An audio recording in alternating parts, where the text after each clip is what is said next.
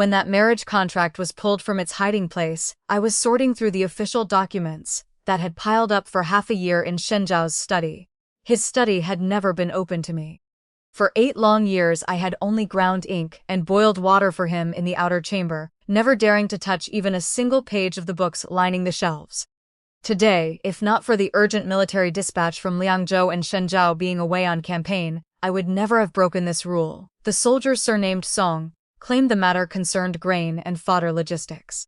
I dared not delay, so I stepped into the inner secret compartment he had never allowed me to enter, concealed behind the antique display cabinet. I had meant to search for the military command tally of the Liangzhou army, but my fingers brushed a purple sandalwood box first. The unlocked copper clasp flicked open at my touch, and a neatly folded sheet of gold-flecked red paper slipped free, drifting down among the scattered military reports. The gold-embossed characters stood straight and proper. 47th year of Qianyuan, 8th month, eldest grandson of the Shen family's principal branch, Shen Zhao, and the legitimate eldest daughter of the Chen family's third branch, Chen Wanning, a harmonious alliance of 2 surnames, a union for 100 years. Wedding date set for the 9th day of the 9th month. My hand hovered above that red paper. My fingertips came within an inch of the gleaming line, yet it felt as though I had been burned. I jerked back as if scalded. Shen Zhao, Chen Wanning, the 9th day of the 9th month. Today was the 12th day of the 8th month. That meant in less than a month, the man who had shed blood on the frontier for 8 years, the man the entire city of soldiers and civilians, now called General Shen, would return to the capital to marry Miss Chen.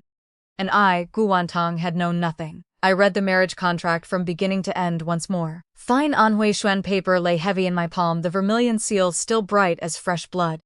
The Chen family crest and the Shen family crest stood side by side at the bottom, dignified, distant, like 2 strangers forced to stand shoulder to shoulder, neither caring for the other. I suddenly wanted to laugh. 8 years ago, when Shen Zhao marched out of the capital, he had commanded barely 3,000 broken troops. Beyond Liangzhou's walls stretched an endless wasteland. The Hu cavalry raided every few days. Grain grew so scarce the men slaughtered their own horses for meat. Wounded soldiers lay in drafty tents with not even enough hemostatic powder to go around. It was I who pawned every piece of jewelry my mother had left me, trading it with Liangzhou's wealthy merchants for the first shipment of grain and medicine. It was I who led a handful of rough servant women who knew a little healing, staying awake day and night to brew decoctions, clean wounds, and pull arrowheads that had nearly rotted into bone.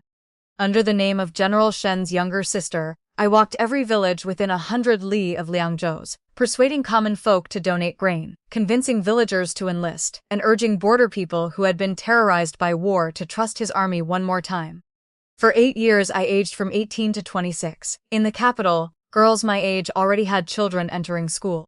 Yet here in this general's mansion I lived 8 years under the false title of younger sister, performing every duty a proper wife and mistress of the house should perform. Shen Zhao had never once spoken of marrying me.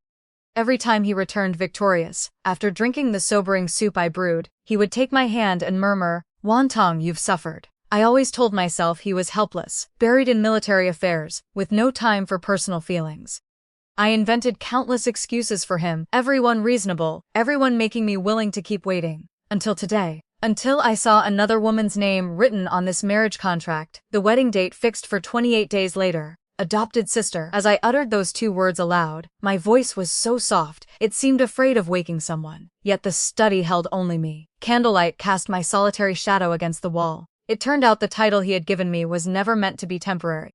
It was the final place he had arranged for me, a respectable yet distant identity that let me manage everything for him without ever forcing him to shoulder any formal responsibility.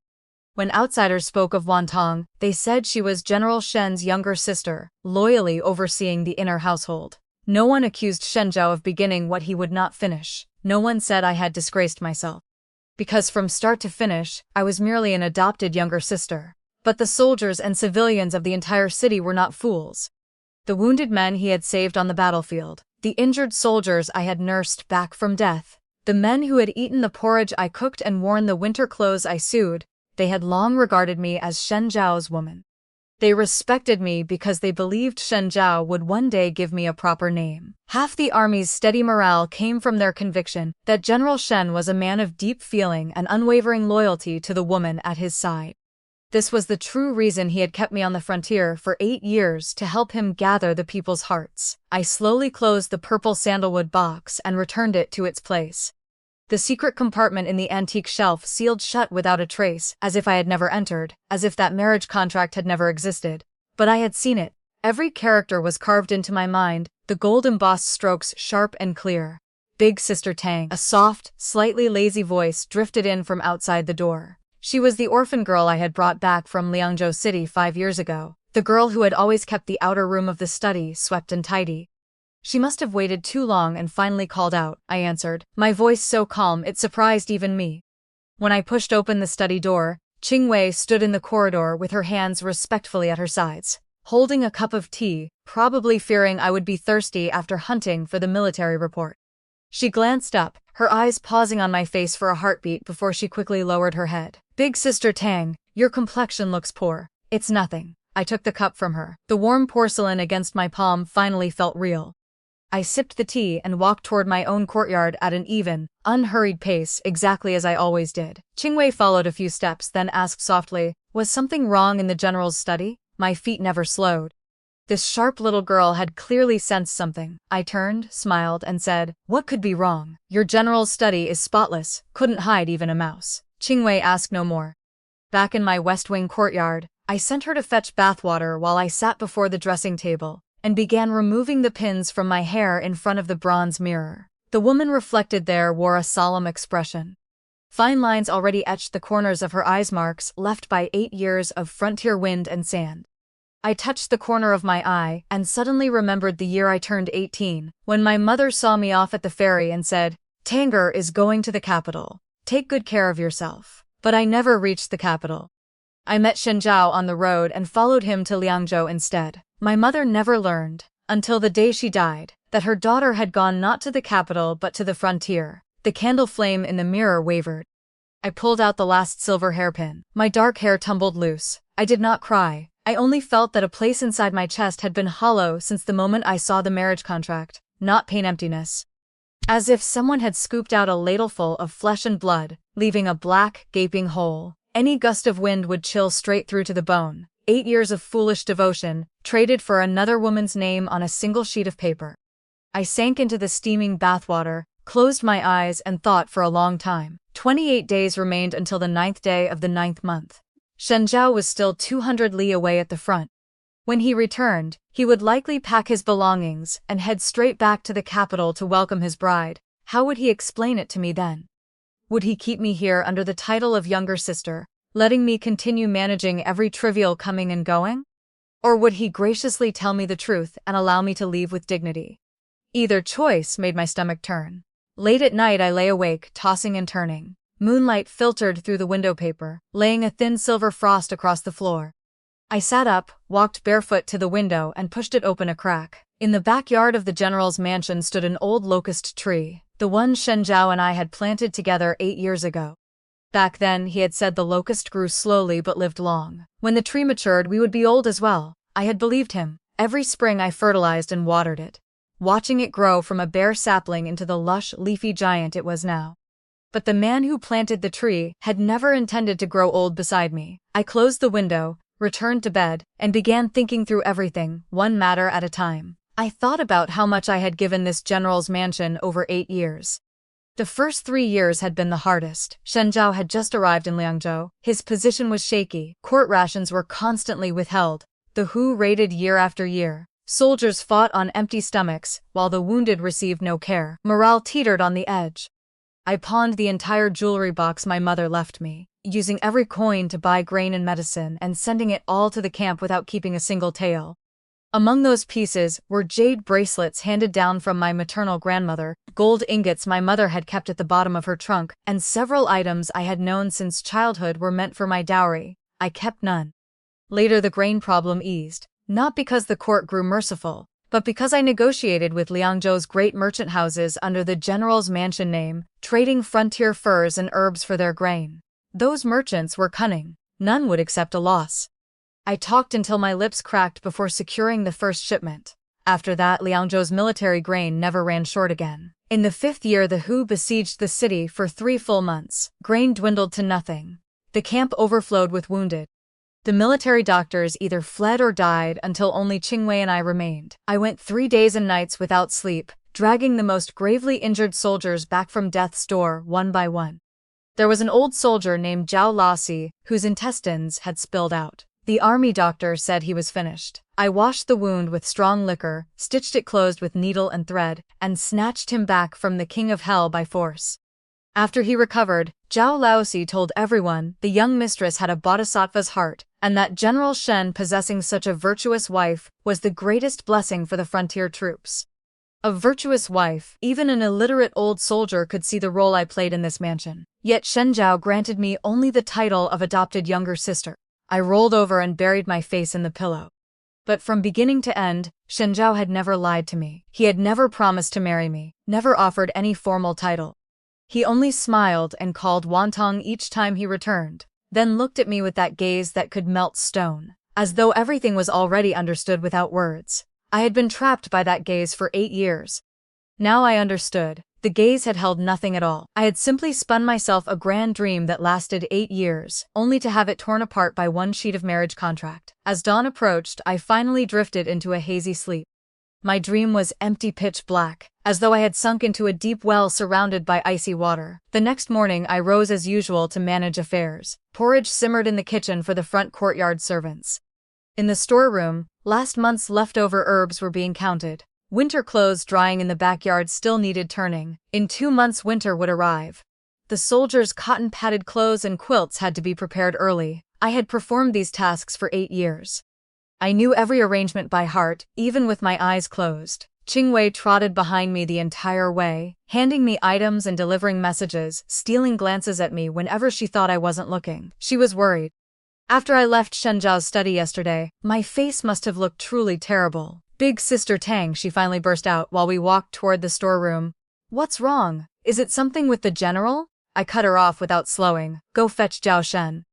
I have questions for her. Auntie Zhao was an old retainer of the mansion, having served the Shen family since Shen Zhao's father's time. She knew the capital's Shen household inside and out. I had never inquired about Shen family matters before, believing it wasn't my place. Today was different. Zhao Shen arrived quickly, standing respectfully in the courtyard and addressing me as young mistress. I invited her to sit, poured tea, and asked straight out, what sort of family is the Chen clan in the capital? Her hand holding the cup paused. Surprise flickered in her cloudy eyes before vanishing behind the wrinkles of long practice.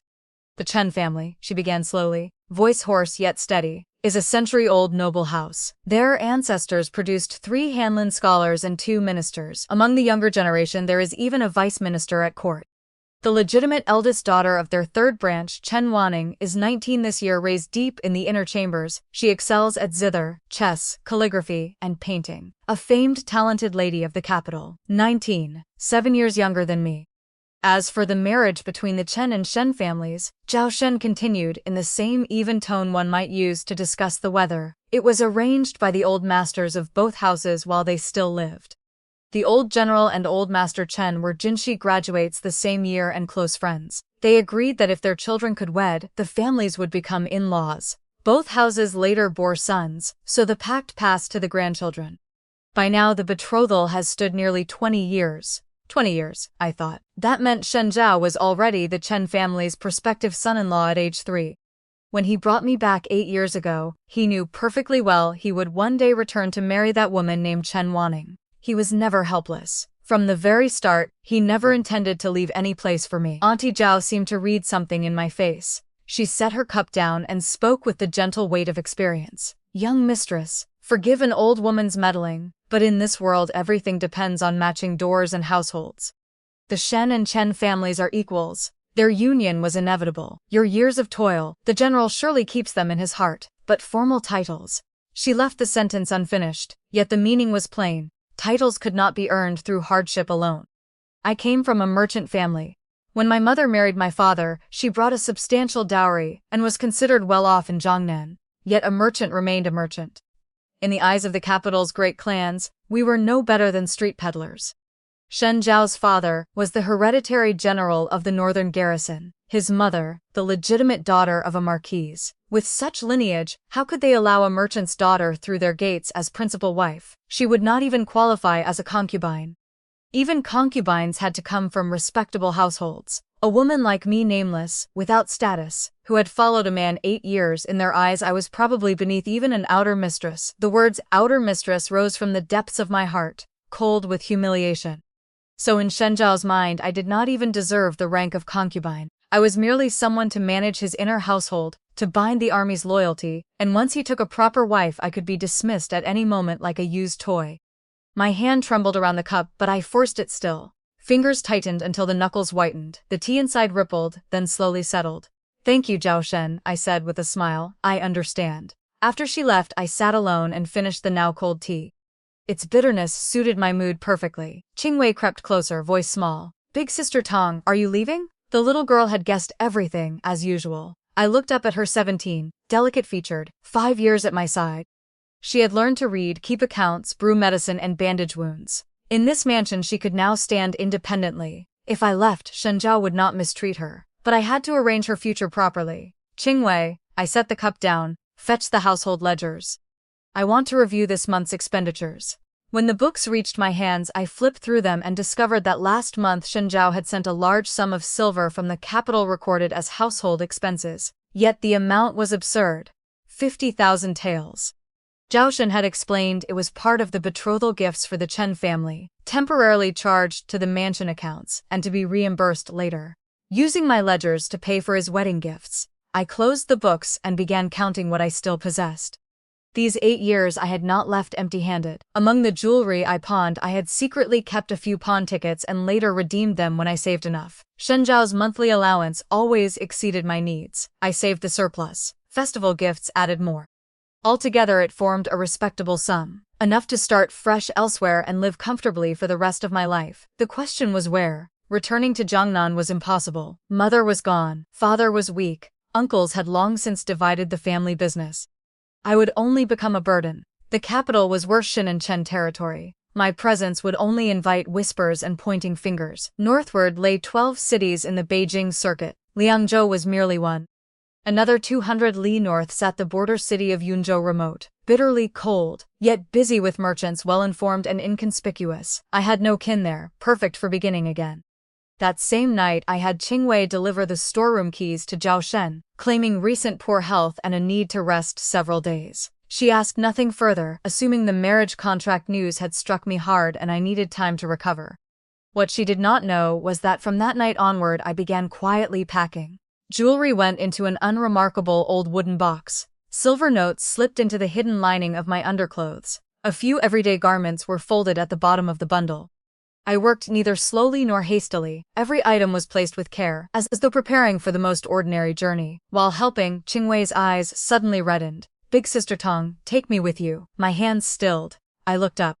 She bit her lip, tears brimming, fighting not to fall. "Why would you follow me?" I tucked the last garment away. "Once I leave, I doubt I'll ever have dealings with this mansion again. If you stay, at least you'll have steady food and shelter." "I don't care," she whispered, voice breaking. "Back outside Liangzhou City, when my mother died by the roadside and no one cared, you picked me up, Big Sister Tang. For this lifetime I only recognize you as my mistress. Wherever you go, I go." I looked at her and felt a sudden sting in my nose. All these years I had bent myself in every direction, planning for everyone else. In the end, the person who truly held me in their heart was a little girl I had rescued from the roadside. "Very well," I said, "then we go together." On the Mid-Autumn Festival, the 15th day of the 8th month, Shen Zhao sent a letter via messenger. He expected to finish military matters by the 9th month and asked me to prepare his travel gear for the return to the capital. The handwriting was as sloppy as ever. At the end he had written, as always, "Wantong, you've worked hard." I folded the letter and placed it in the box where alongside every previous one. Then I wrote my own letter, not to Shen Zhao, but to an old acquaintance in Yunzhou City. His surname was Meng, an elderly doctor who ran a pharmacy. Years ago, when Shen Zhao was wounded in the leg, Dr. Meng and I had set the bone together. After he returned to Yunzhou, we exchanged several letters. He occasionally forwarded medicinal herbs. In my letter I asked whether any idle residence existed in Yunzhou City that I might purchase to open a small clinic. I finished writing, gave the letter to Qingwei to send using one of the mansion's regular horses. No one would spare extra attention to a letter from the young mistress. Over 8 years I had handled countless military dispatches for Shen Zhao. After Qingwei left, I walked alone to the backyard, and stood a long while beneath the old locust tree. Moonlight was bright, stretching the tree's shadow long and jagged across the ground. I reached out and touched the rough bark. My fingertips found a deep groove, the scar left by an arrow during the Hu siege in the 3rd year. The wound had healed, yet the mark remained forever, just like the marks these 8 years had left upon me. But I refused to carry them for the rest of my life. On the 16th day of the 8th month, I began auditing every account in the mansion. 8 years of ledgers filled an entire chest. Every entry was recorded with perfect clarity. I arranged them by year and, on the final page, wrote a summary in neat small script. Current silver reserves, grain, herbs, cloth and furs, plus income from estates and shops. No one asked me to do this. I did it anyway, because I wished to leave cleanly, with no handle for anyone to claim Gu Wantong had stolen General Shen's wealth. No chance for anyone to throw mud at my name.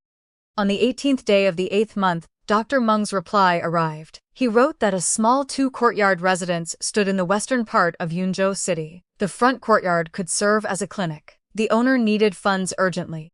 The price was modest, 300 taels would secure it. Yunzhou had grown much calmer these past 2 years, he added, with many traveling merchants. A clinic's business would not suffer. I read the letter, then burned it over a candle flame. From my hidden compartment I counted 3 100-tael silver notes, wrapped them in oil paper, and tucked them against my body. 21 days remained until the 9th day of the 9th month. Shen Zhao would likely turn to the mansion by month's end. I had to depart before then. That night I called Qingwei into my room and told her everything, not as discussion, but as settled plans. The route we would take, who to contact first in Yunzhou, where to conceal the silver, how to handle emergencies. I laid out every detail. When I finished, Qingwei sat silent a long while. Then she looked up and said, "Big Sister Tong, you should have left long ago." I stared at her, then laughed. Yes, I should have. On the night of the 19th day of the 8th month, I did not sleep. The bedroom candle burned until dawn. I spread every item I could find from these 8 years across the table: ledgers, letters, pawn tickets, jewelry, clothes, prescriptions, like reviewing the fragments of a long, absurd dream. First I picked up the old wooden box holding the jewelry my mother left. Jade bracelets, gold ingots, white jade willow branch earrings, several plain silver hairpins. These pieces had once been pawned at Liangzhou's largest shop for 3,000 taels, enough to feed Shen Zhao's army for the first 3 months. I had kept the pawn tickets. Later, when I saved enough silver, I redeemed them one by one. The shopkeeper had sighed when he recognized me. "Young mistress, why trouble yourself? These things were already gone. Why spend more to redeem them?" I had smiled and answered, "These are my mother's memories. I cannot lose them." Now I understood. What I truly should have redeemed was not these jewels. I slipped the jade bracelet onto my wrist and turned it twice. Green light glowed softly in the candle flame, cool against my skin, like my mother's hand resting on the back of mine. The year she died, I had just turned 16. Lying on her sickbed, she clutched my hand and said, "Tanger, your mother has no great talent. I cannot leave you vast wealth, only these few things. Keep them safe. When you enter your husband's family one day, at least you will not be looked down upon." She never lived to see that day. When I followed Shen Zhao to Liangzhou, I kowtowed 3 times before her spirit tablet and said, "Your daughter is unfilial. I am following someone to the frontier." Back then I believed I had chosen a worthy path, that Shen Zhao was a man worth leaving home for.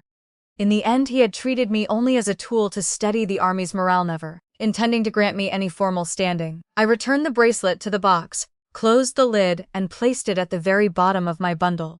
Next came the chest of ledgers, 8 years of accounts piled half a person high. I came from merchants. From childhood at my mother's side, every brushstroke had been precise. Shen Zhao never asked about mansion accounts. Whenever I offered to show him, he always smiled and said, "Wantong, I trust you completely." Of course he trusted me. A woman who required no title was managing his silver with perfect transparency, winning hearts for him, securing his rear. Who wouldn't feel at ease? I opened the 3rd year ledger. 42nd year of Qianyuan, 10th month, received 3,000 taels from the southern Liangzhou pawn shop, used to purchase 500 winter uniforms and 300 cotton quilts. Those 3,000 taels were the money from my mother's jewelry. Shen Zhao had known their source. He had taken my hand and promised, "Wantong, when the war ends and we return to the capital, I will repay you 100-fold, 1,000-fold. The war ended long ago." He never mentioned repayment. Yet those 500 uniforms and 300 quilts saved soldiers who would otherwise have frozen that winter. Zhao Laosi later told me the cold had been savage. Without the new quilts, at least 200 men would have died in camp. I did not regret the 3,000 taels. What I regretted was pouring my mother's memories into this place, only to receive in return a betrothal he had arranged behind my back. Further on lay the 5th year accounts. 44th year of Tianyuan, 3rd month. Hu siege of Liangzhou lasted 3 months. The entries were chaotic, herbs flowed like water, Tenjin arriving one day and gone the next. I had locked myself in the pharmacy, with several servant women, brewing, grinding, compounding day and night, until the skin on my hands peeled away in layers. Between the pages, a yellowed slip of paper fell out, names of wounded soldiers I had noted at the time. Zhao Laosi intestines spilled, 27 stitches. Lu Danyu left arm severed at shoulder, survived. Ma San arrow through chest, life saved but could never fight again. The paper was crumpled, dotted with old bloodstains. I did not know whose. I folded it and tucked it back inside. Did Shen Zhao know these things? Of course. After every major battle, he returned to the mansion, listened while I recounted casualties, nodded, and said, "You've worked hard." Then he went to his study to handle military business. I continued brewing medicine, bandaging, caring for those still in danger. He never once asked, "Wantong, are you tired? Wantong, are you afraid? Wantong, you're only a girl watching those opened bellies and spilled guts at night. Do you have nightmares?" Not once. I poured myself a cup of cold tea and drank it down. The chill slid into my throat and filled that empty place in my chest once more. Then came the letters. Over 8 years Shen Zhao had written me many. Whenever he campaigned, he sent one every 10 days or half-month. Content was always the same. Frontline situation, grain sufficiency, instructions not to worry about mansion affairs. Always ending with "Wantong, you've worked hard." I unfolded every letter and arranged them chronologically.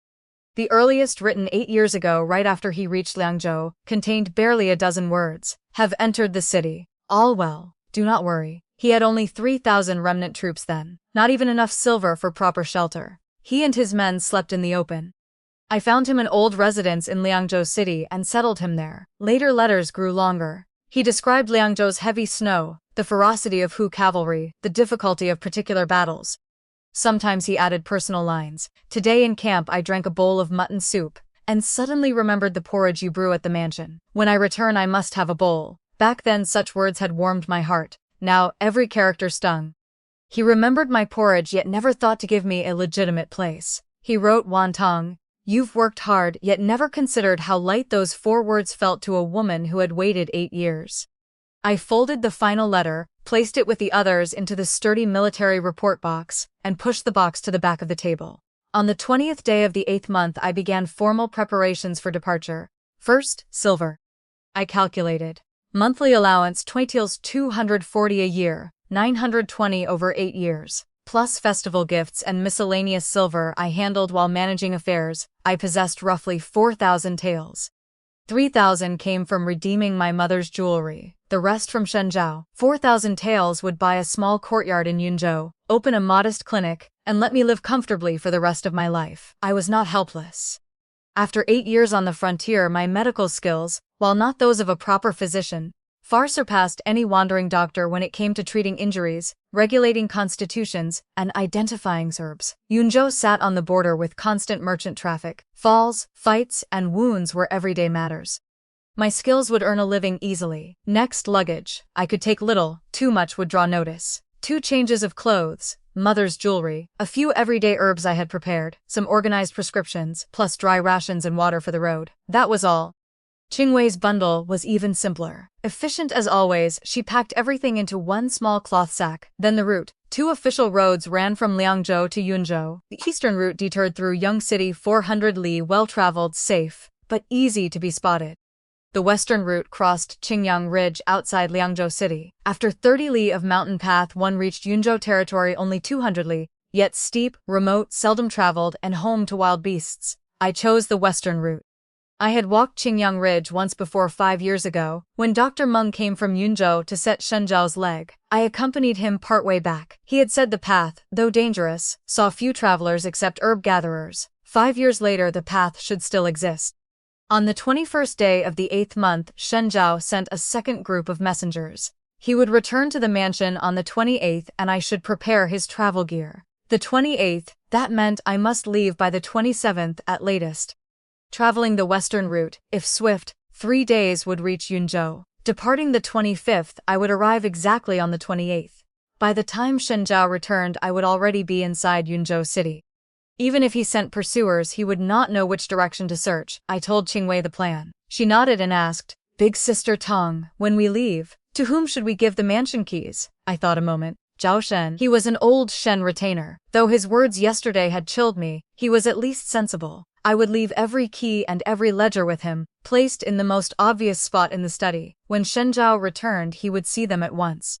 I wanted him to know that when I, Wan Tong, walked away, I took not a single needle or thread belonging to the Shen family. On the 22nd day of the 8th month, the weather turned cool.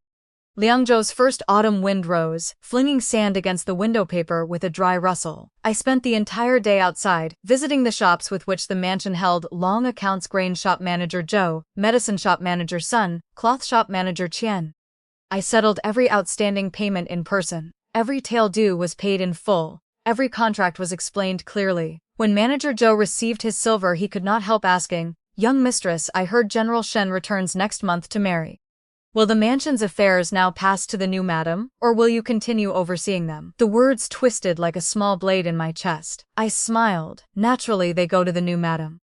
As merely his younger sister, I have no right to keep acting as mistress of the house. Manager Zhou made a soft sound, eyes lingering on my face a moment. He seemed to notice something, then lowered his head and asked no more.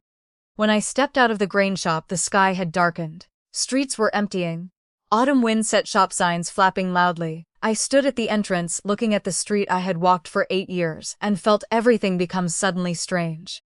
I knew every shop, every manager. Even old Chen at the corner selling mutton soup knew me as the young mistress of General Shen's mansion. They respected me, believing I belonged to Shen Zhao. But I did not. I was merely a tool used to gather hearts. I drew my cloak tighter and walked toward the mansion. Passing the mutton soup stall, old Chen was closing up. Seeing me, he called, "Young mistress, come have a bowl. Today's brew is especially thick." I smiled, waved, and kept walking.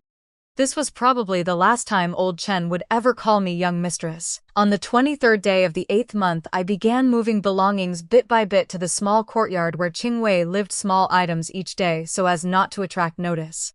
Zhao Shen asked once. I told her I was inventorying storeroom goods, discarding what must be discarded, storing what must be kept. She suspected nothing. Every autumn I performed similar tasks. That night I sat in my room and sharpened a small dagger Shen Zhao had once given me for protection. The edge had dulled. I worked the whetstone for nearly half an hour until the blade shone cold and keen. When Qingwei saw it, she jumped and asked its purpose. "Against wild beasts on the mountain road," I answered, sheathing it and tucking it into my belt at the waist. "If wolves appear, we won't be empty-handed." Qingwei pressed her lips together, turned to her own room, and spent the night sharpening her own dagger. On the 24th day of the 8th month, one day before departure, Shen Zhao sent another letter in the afternoon, saying he had finished military duties early and would return on the 27th. I need not prepare an elaborate welcoming feast. A few simple dishes would suffice. "Wantong, you've worked hard." Then one additional line, "When I return this time, there are matters I wish to discuss with you." Matters to discuss. I could imagine exactly what he planned to say. Nothing more than informing me of the betrothal, then declaring in that gentle yet unyielding tone, "Wantong, my marriage to Ms. Chen is unavoidable, but rest assured you will always have a place here. You remain my younger sister. Nothing changes." I would continue as his younger sister, continue managing his inner household, continue being the nameless, faceless shadow in the mansion, while Chen Wanning became his principal wife, moving into the home he had prepared, standing beside him at capital banquets, receiving every blessing. I placed the letter on the table and did not reply. For the first time in 8 years I left one of Shen Zhao's letters unanswered. Qingwei saw the open letter but said nothing. She only silently helped me stuff the final items into the bundle. On the 25th day of the 8th month I woke before dawn. Autumn in Liangzhou arrived late. Outside remained inky blackness, broken only by the distant tread of night patrol soldiers. I dressed, combed my hair into a simple braid, wore no pins, no powder. I studied myself in the bronze mirror. The face looking back was plain, the fine lines at her eyes softened by dim light, merely an ordinary traveler preparing for a journey. Qingwei waited outside, already packed, gray cloth bundle on her back, sharpened dagger at her waist. When she saw me she called softly. "Big sis, go," I said. We left the mansion through the small west wing gate. I had pulled the inner bolt the night before. The moment the door opened, cold dawn wind rushed in, whipping my sleeves. I did not look back. Behind me stood the old locust tree. 8 years of ledgers, a house full of old things, and the approaching sound of Shen Zhao's footsteps. From this day forward, none of it concerned me. I did not look back because I feared that if I did, I would see the 18-year-old Gu Wantong standing beneath the locust tree, smiling at me with innocent, foolish hope. At the city gate, the guarding soldiers recognized me and greeted me cheerfully. "Young mistress, out so early?" I said I was going beyond the walls to gather a few medicinal herbs. They asked nothing more and waved us through. In Liangzhou City, Gu Wantong's face served better than any past token. This was the only dignity Shen Zhao had ever given me, and the fruit he had personally sown. After leaving the city, we walked roughly 3 li and reached the foot of Qingyang Ridge. The mountain path was still there, though more overgrown than 5 years earlier. The narrow trail of crushed stone lay half hidden by weeds. Shrubs on either side grew thick and tangled. Bird calls occasionally drifted from deep forest, making the emptiness feel even greater. I stood at the base a moment, then stepped onto the first stone. My footsteps echoed clear and resolute through the empty mountains. After half an hour, the sun rose behind the ridge. Golden light filtered through sparse canopy, warming the crushed stones and fallen leaves. Qingwei, walking behind, suddenly asked, "Big Sister Tang, what face do you think the general will make when he finds you gone?" My steps faltered. What expression would Shen Zhao wear? First rage, believing the mansion robbed. Then Zhao Shen would explain the young mistress had left of her own will, keys and ledgers complete and clearly handed over. He would stand stunned, silent, then flip through the ledgers I left and discover the marriage contract still resting untouched in its compartment. He would remember what sort of person Gu Wantong was, a woman who never spoke harshly, never threw tantrums, yet once decided never turned back. But what did it matter? He would still marry Miss Chen.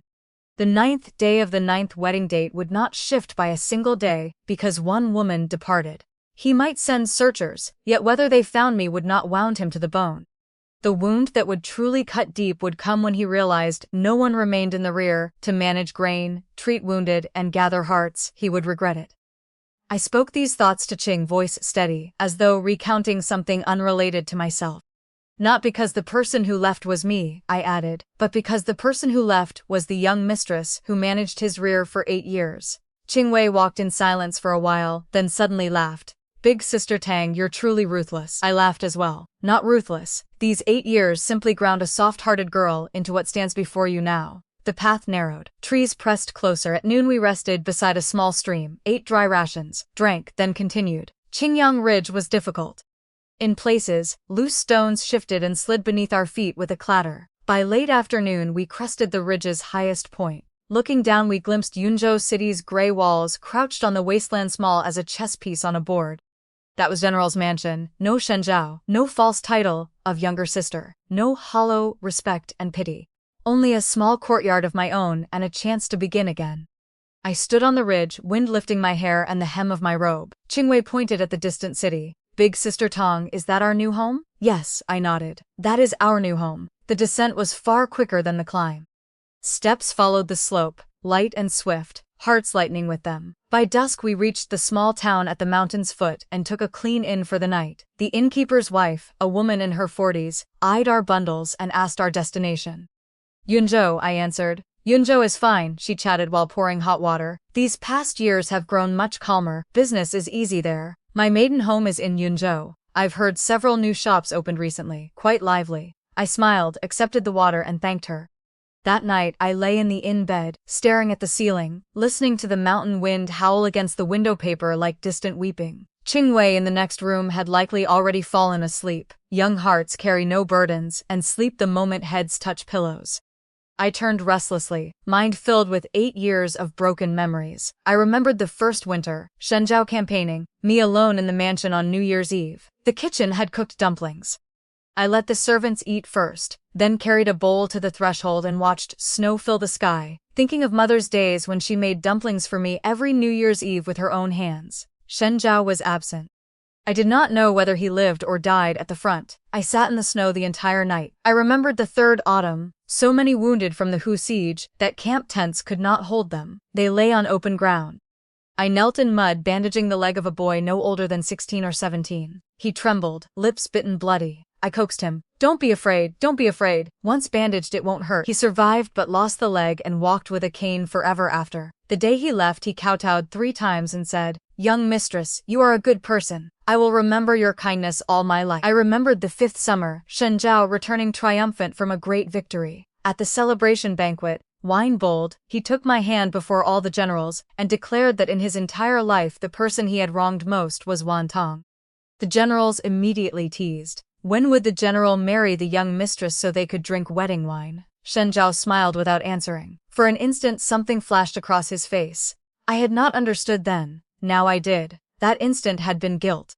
He had never intended to marry me. Those spoken words of regret were merely wine-fueled excuses to ease his conscience. I turned, pulling the quilt over my head. My eyes burned, yet no tears fell. What was there to cry for? Had I not already shed enough?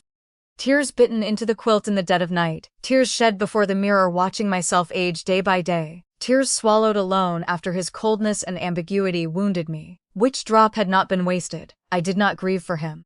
I grieved for the 18-year-old girl I had been, that foolish child who believed love could fill every chasm in the world, who believed giving would be cherished, who believed waiting long enough would surely bring a happy ending. He did not know that the world's chasms were never things waiting alone could fill, especially the invisible gulf between great clans and merchant families, wide enough to swallow a woman's best 8 years.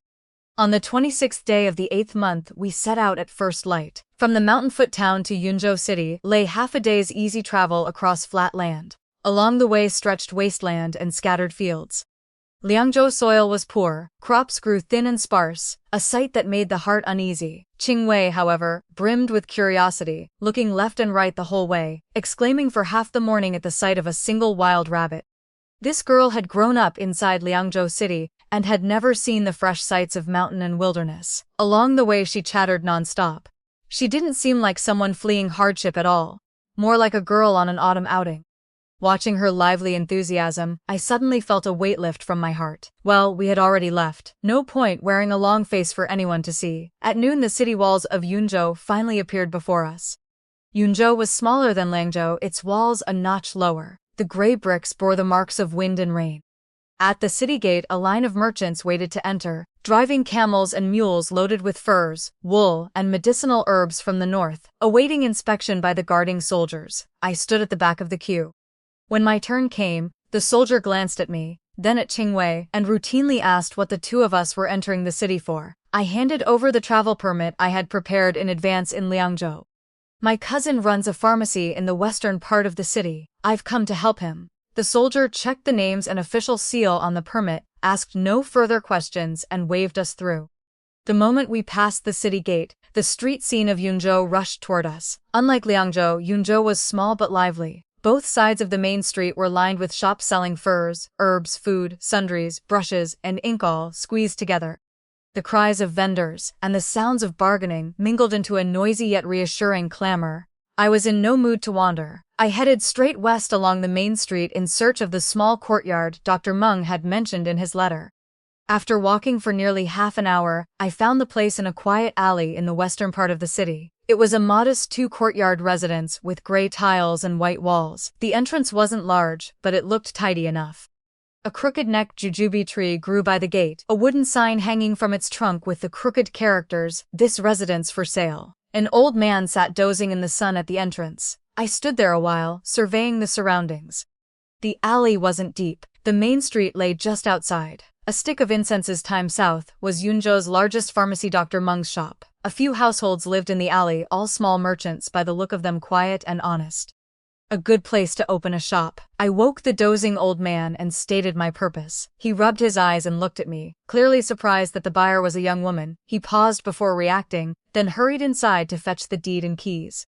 300 taels of silver for a 2-courtyard house. The front courtyard could be converted into a clinic, the rear for living quarters. The east wing even had an empty room perfect for Qingwei. The courtyard was a bit old, but with some cleaning it would serve. I paid the silver on the spot and signed the contract. When the old man took the silver notes, he carefully counted them twice with his dim eyes, then held them up to the sunlight to check the watermark before nodding in satisfaction and placing the keys in my hand. This courtyard has been empty for half a year, he said while rolling up the deed. If you can manage cleaning, you can move in the day after tomorrow. I clutched the keys. The cold iron pressed against my palm, heavy. This was my courtyard, not Shenjiao's property. No man's surname needed to be inscribed upon it. On the official deed, written in black ink on white paper, was the name Gu Wantang. After the old man left, I stood alone in the courtyard for a long time. A layer of fallen leaves covered the empty ground. Moss grew on the corner bricks. An old spiderweb still hung beneath the eaves. Everything needed to be tended, from scratch sweeping, cleaning, buying furniture, stocking medicinal herbs. Every single task was work. But I wasn't afraid. In this courtyard, I would no longer have to watch anyone's face, no longer manage anyone else's inner household, no longer wear the title of adopted younger sister, while doing things that brought neither reward nor recognition. Qingwei came running out from the rear courtyard, beaming. Big Sister Tong, there's a well in the back. The water is so clear. Looking at her sparkling eyes, I couldn't help smiling. Good. Then let's draw some water first and wash our faces. On the 27th day of the 8th month, the first day we settled in Yunzhou City, Qingwei and I swept both front and rear courtyards, moved out the usable furniture and wiped it clean. Then bought bedding, pots, bowls, oil, salt, soy sauce, and vinegar from the street. After a full day's work, we finally made the 2 rooms in the rear courtyard livable. This day was also the day Shen Zhao returned to the Liangzhou general's mansion. I calculated the time. He would probably just be entering the mansion gates. Zhao Shen would greet him, take his cloak and say, "General, the young mistress has left." He would be stunned. He would ask where I had gone. Zhao Shen would say he didn't know. When the young mistress left, she said nothing, only handed over the keys and ledgers completely and clearly. Nothing was missing from the storeroom. The accounts balanced to the last coin. Then he would walk into my room and see the empty space. See no note left on the table. See the box containing all the letters he had written over 8 years still sitting untouched in its original place. He might stand in silence for a long time. He might stand a while beneath the old locust tree. He might send soldiers outside the city to search, ask at every inn in Liangzhou City, even question the boatmen at the ferry whether they had seen me. But he would not find me. Because the place I was going was not on the road he had come from. That evening, Qingwei and I ate our first meal in Yunzhou in the cleaned rear courtyard, sesame cakes and sauced meat bought from the market, paired with tea chilled in well water. It was simple, yet I ate with particular relish. After finishing a sesame cake, Qingwei suddenly looked up and said, "Big Sister Tong, what should we name the medical hall next?" I held my teacup and thought for a moment. Not Guantang Medical Hall. Not Wantong Hall. Nothing that carries my name. Let's call it Qingwei Hall. Qingwei's eyes widened, her mouth falling open. It took her a long moment before she managed. "Big Sister Tong, aren't you trying to kill me with kindness?" I smiled and set the cup down, then looked up at the old locust tree overhead. I didn't know how many years it had lived. The night sky over Yunzhou was clear, stars densely scattered across the heavens like scattered silver fragments. "Qingwei," I said, "from today onward, neither of us owes the other anything." Life in Yunzhou proved steadier than I had imagined. Qingwei and I spent 3 days thoroughly cleaning both courtyards, then hired the carpenter from the alley's entrance to repair the doors, windows, and leaking eaves. The main hall of the front courtyard became the clinic. We built a medicine cabinet against the wall, placed a long examination table in the center, and added several benches for waiting patients. The 3 rooms in the rear courtyard, Qingwei and I shared one. The remaining one became the pharmacy for grinding herbs, compounding medicines, and preparing ointments.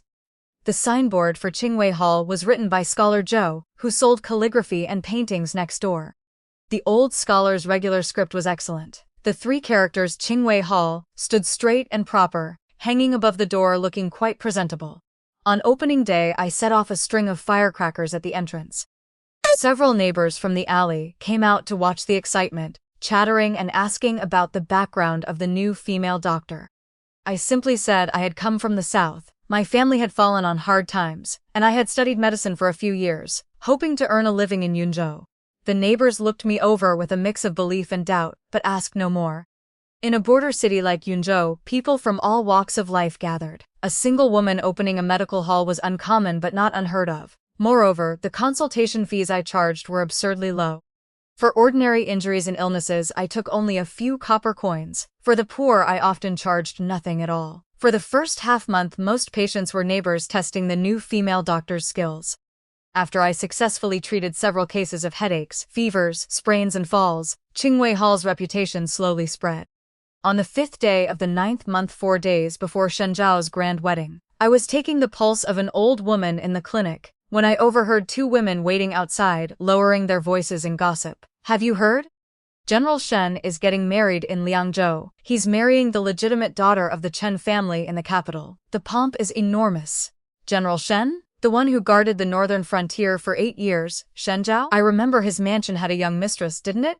"What young mistress? He always claimed she was his younger sister." "Have you ever seen a younger sister manage her brother's household for 8 years?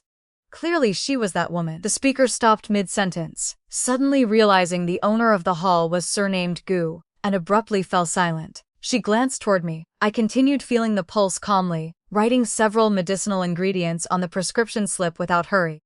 Then I looked up and smiled at the old lady. "Auntie, the cold has entered your bones. 3 doses of medicine and you'll be fine.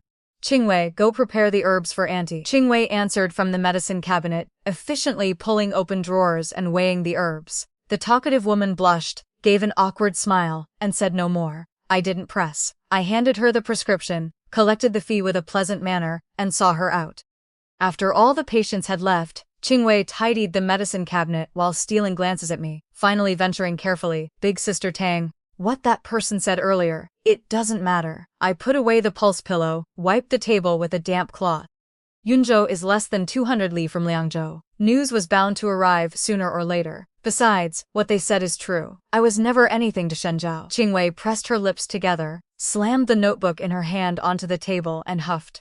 "What do you mean never anything? Big Sister Tang, you did 8 years of work for him. Everyone in Liangzhou knew it. Now that the new wife has arrived, it all becomes nothing." "These people," I interrupted her, voice quiet but steady, "from now on in Yunzhou, don't mention Liangzhou matters. We're running a medical hall, not here to complain to others." The little girl froze, then lowered her head and muttered, "Understood." I wasn't forbidding her to speak for me. I knew this world never lacked people who stirred trouble. Rather than letting others point fingers behind my back, it was better to hide myself from the start. The people of Yunzhou City didn't need to know who Guan Tong had been before. They only needed to know that the female doctor of Qingwei Hall could treat illnesses. That was enough.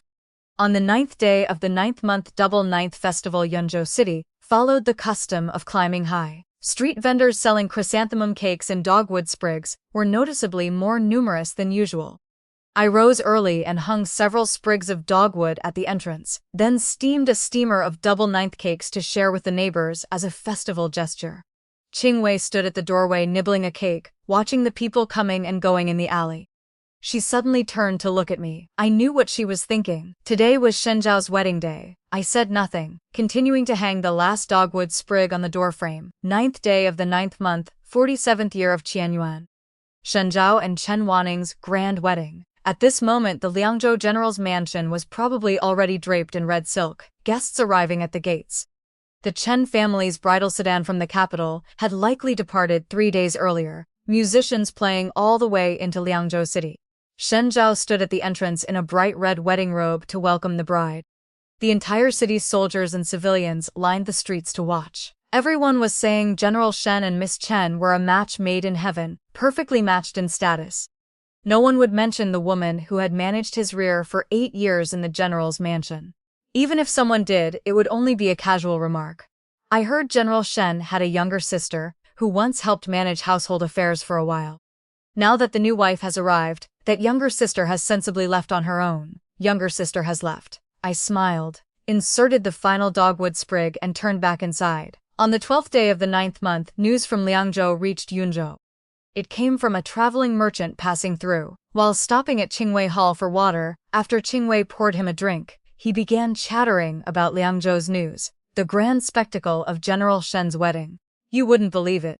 3 days of flowing banquets in Liangzhou City. Commoners could eat as much as they wanted. The Chen family's dowry alone took 18 carriages, silks, gold and silver vessels, antiques, calligraphy and paintings, so dignified. The merchant took a big gulp of water and wiped his mouth with his sleeve. I heard the maids and old servants, attending Miss Chen alone numbered 20 or 30, all brought from the capital. From now on, the general's mansion affairs will probably be decided by the new wife. I sat in the consultation chair, flipping through a prescription book, my fingers pausing on the page, expression unchanged. What about the young mistress who used to manage the general's mansion? The merchant asked himself. Before I could respond, Qingwei rolled her eyes behind the medicine cabinet, the scale in her hand clattering loudly. The merchant spread his hands. I heard from people in the general's mansion that the young mistress left before the general even returned. Some say General Shen dismissed her. Others say the new wife couldn't tolerate the former person and used underhanded means before even entering the door. But the official story from the mansion is that the young mistress was always the general's younger sister. And now that the general has married, it's only natural she should marry and start her own family. So she returned to her southern hometown. The scale in Qingwei's hand clattered onto the counter, startling the merchant into a flinch. I flipped the prescription to the next page without looking up.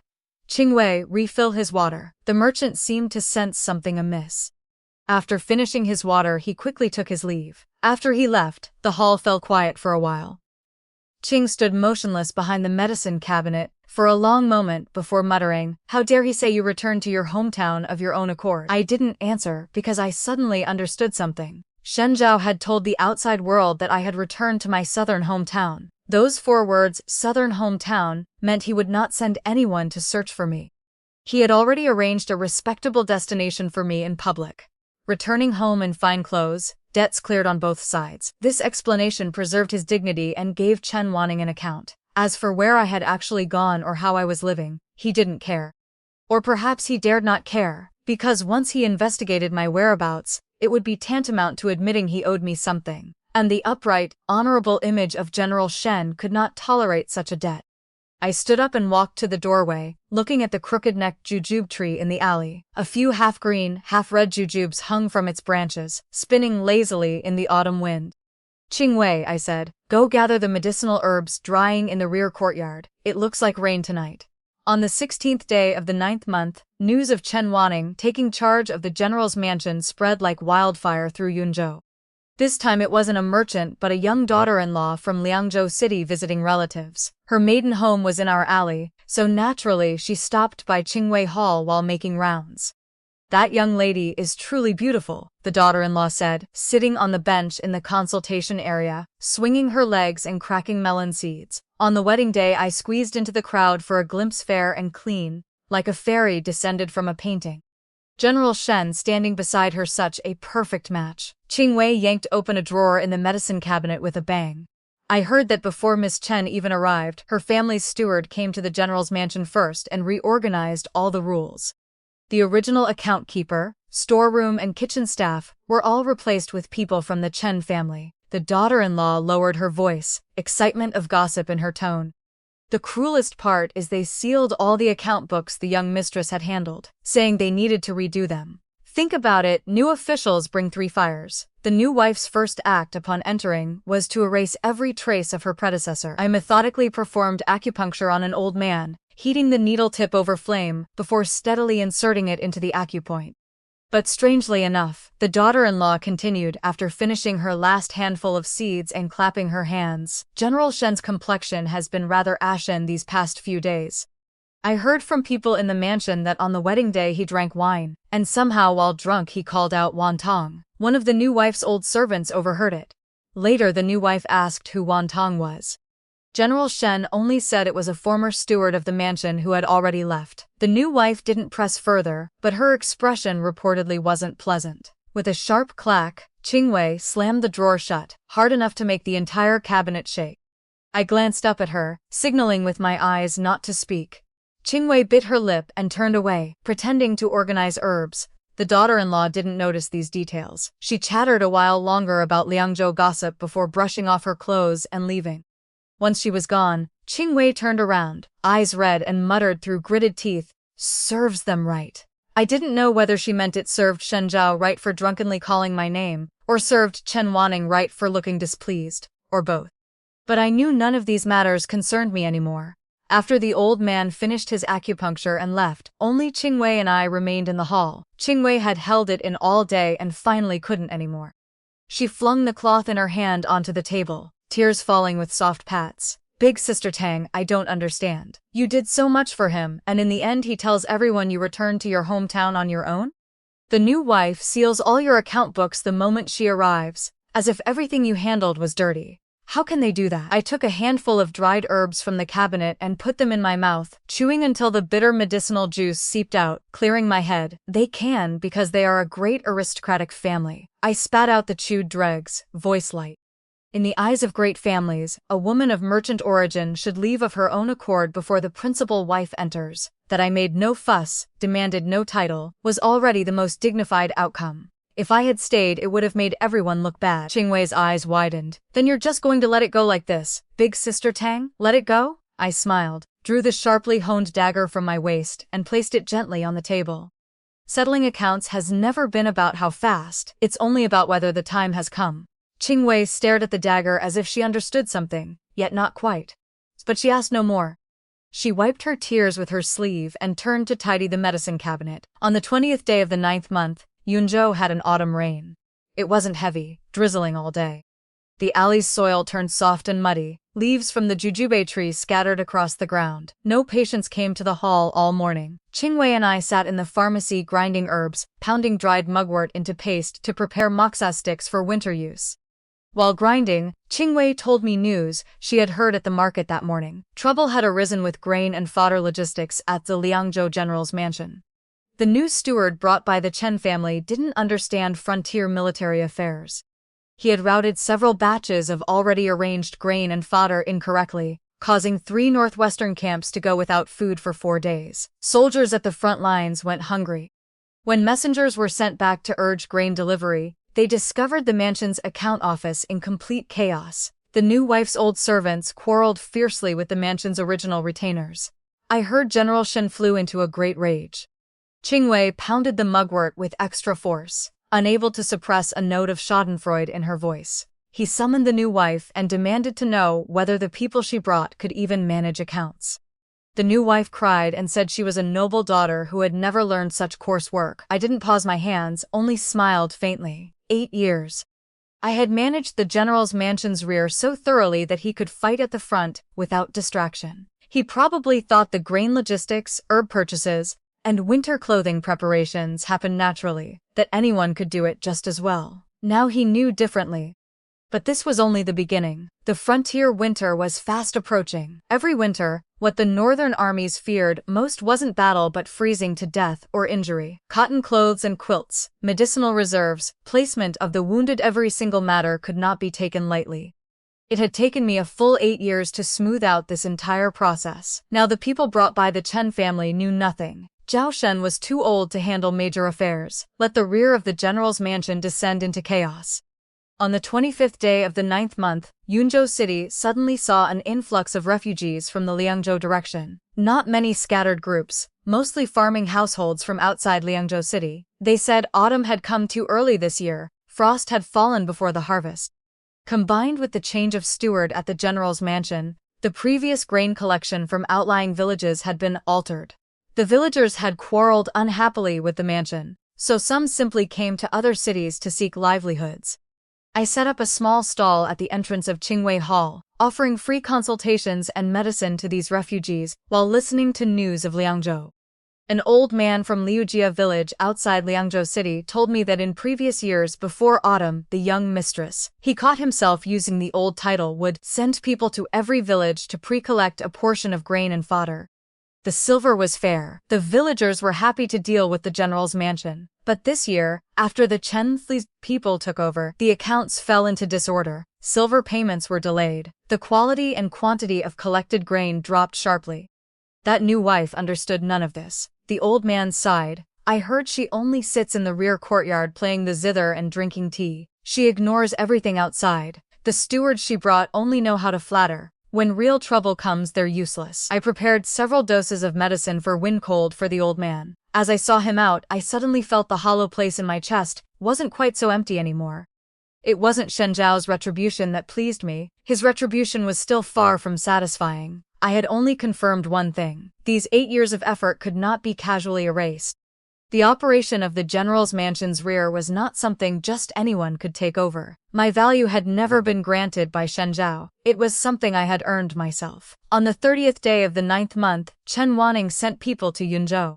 Two middle-aged servant women arrived, asking directions until they found Qingwei Hall. They lingered at the entrance for a while before hesitantly stepping inside. I was applying medicine to a young man who had twisted his ankle. I glanced up and knew at once where they came from. The fabric and craftsmanship of their clothes were the style favored by servants of capital aristocratic families. No one in the north dressed so meticulously. Esteemed young mistress, the lead servant woman bowed, her tone polite but not respectful, carrying a businesslike air. Our Madame Chen has heard of your excellent medical skills and wishes to invite you back to the Liangzhou General's mansion to help manage the wounded soldiers' affairs. Qingwei gave a cold laugh beside me. I didn't look up. I finished dressing the young man's wound, carefully wrapped it with cloth strips several times, then told him, "Go home and walk less. Come back in 3 days to change the dressing." After the young man left, I stood, calmly wiped my hands and regarded the two servant women. "Your madam?" I asked. The servant woman straightened, a hint of arrogance in her voice. "General Shen's principal wife, the legitimate eldest daughter of the Chen family, Madame Chen. Gu young mistress once served in the general's mansion. You must know General Shen's prestige. Now mansion affairs are complicated. Madam alone cannot manage everything." Hearing the former young mistress possesses outstanding medical skills, she specifically ordered us to come and extend this invitation. I draped the hand towel over the basin stand and turned toward the medicine cabinet. "However, I haven't served in the general's mansion for a long time. Qingwei Hall has many patients. I cannot leave." The servant woman clearly hadn't expected refusal. She paused, then her expression shifted slightly. "Young mistress, you must think carefully. Our madam is giving you this opportunity only because you once saved lives for the general's mansion.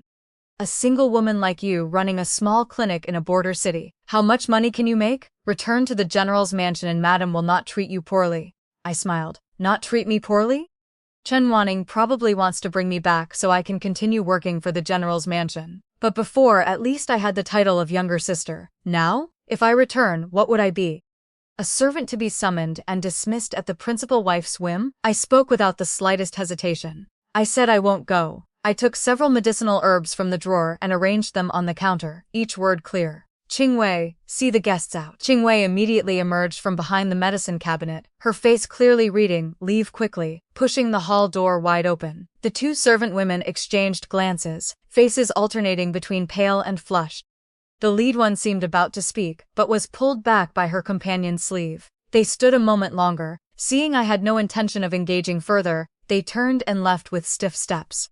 Qingsui slammed the door shut, leaned against it, and let out a long breath. Then she gave me a big thumbs up. I shook my head and continued sorting herbs. Chen Wanning sending servants to invite me wasn't because she was magnanimous. It was because she had finally realized the general's mansion lacked anyone who could stabilize the rear. She wanted to bring me back to continue slaving for her husband, and conveniently keep me under her eye to prevent this former person from becoming a potential threat outside. Her calculations were precise. But she forgot one thing. I, Guantong, was no longer the woman who would soften at Shenjiao's smile. On the 4th day of the 10th month, the first batch of winter military supply lists arrived from Liangzhou. This time it wasn't Chen Wanning's people but Shenjiao's personal soldier Song, who had followed Shenjiao for 6 years. Years ago on the battlefield he had broken 3 ribs. I had personally set them. The moment he stepped through Qingwei Hall's door and saw me sitting in the consultation chair, his eyes immediately reddened. "Young mistress big sister Tong." I stood and took 2 steps forward. "Song, why have you come?" Soldier Song placed his saber on the table and pulled a letter from his chest. The envelope bore the words "To Guantong, personally" in sloppy, urgent handwriting. I recognized it as Shenjiao's. I didn't take it. "Young mistress." Soldier Song's voice changed with urgency when I didn't accept the letter. "Please just look at it. The general took half a day to write this letter. When I left the mansion, he even instructed me to deliver it into your hands no matter what." I glanced at the letter, then finally accepted it. I didn't open it immediately. I had Qingwei pour water for the soldier and seat him in the consultation area to rest, then took the letter to the rear courtyard. Sitting on the stone steps, I tore open the seal, 6 pages. Shenjiao rarely wrote such long letters.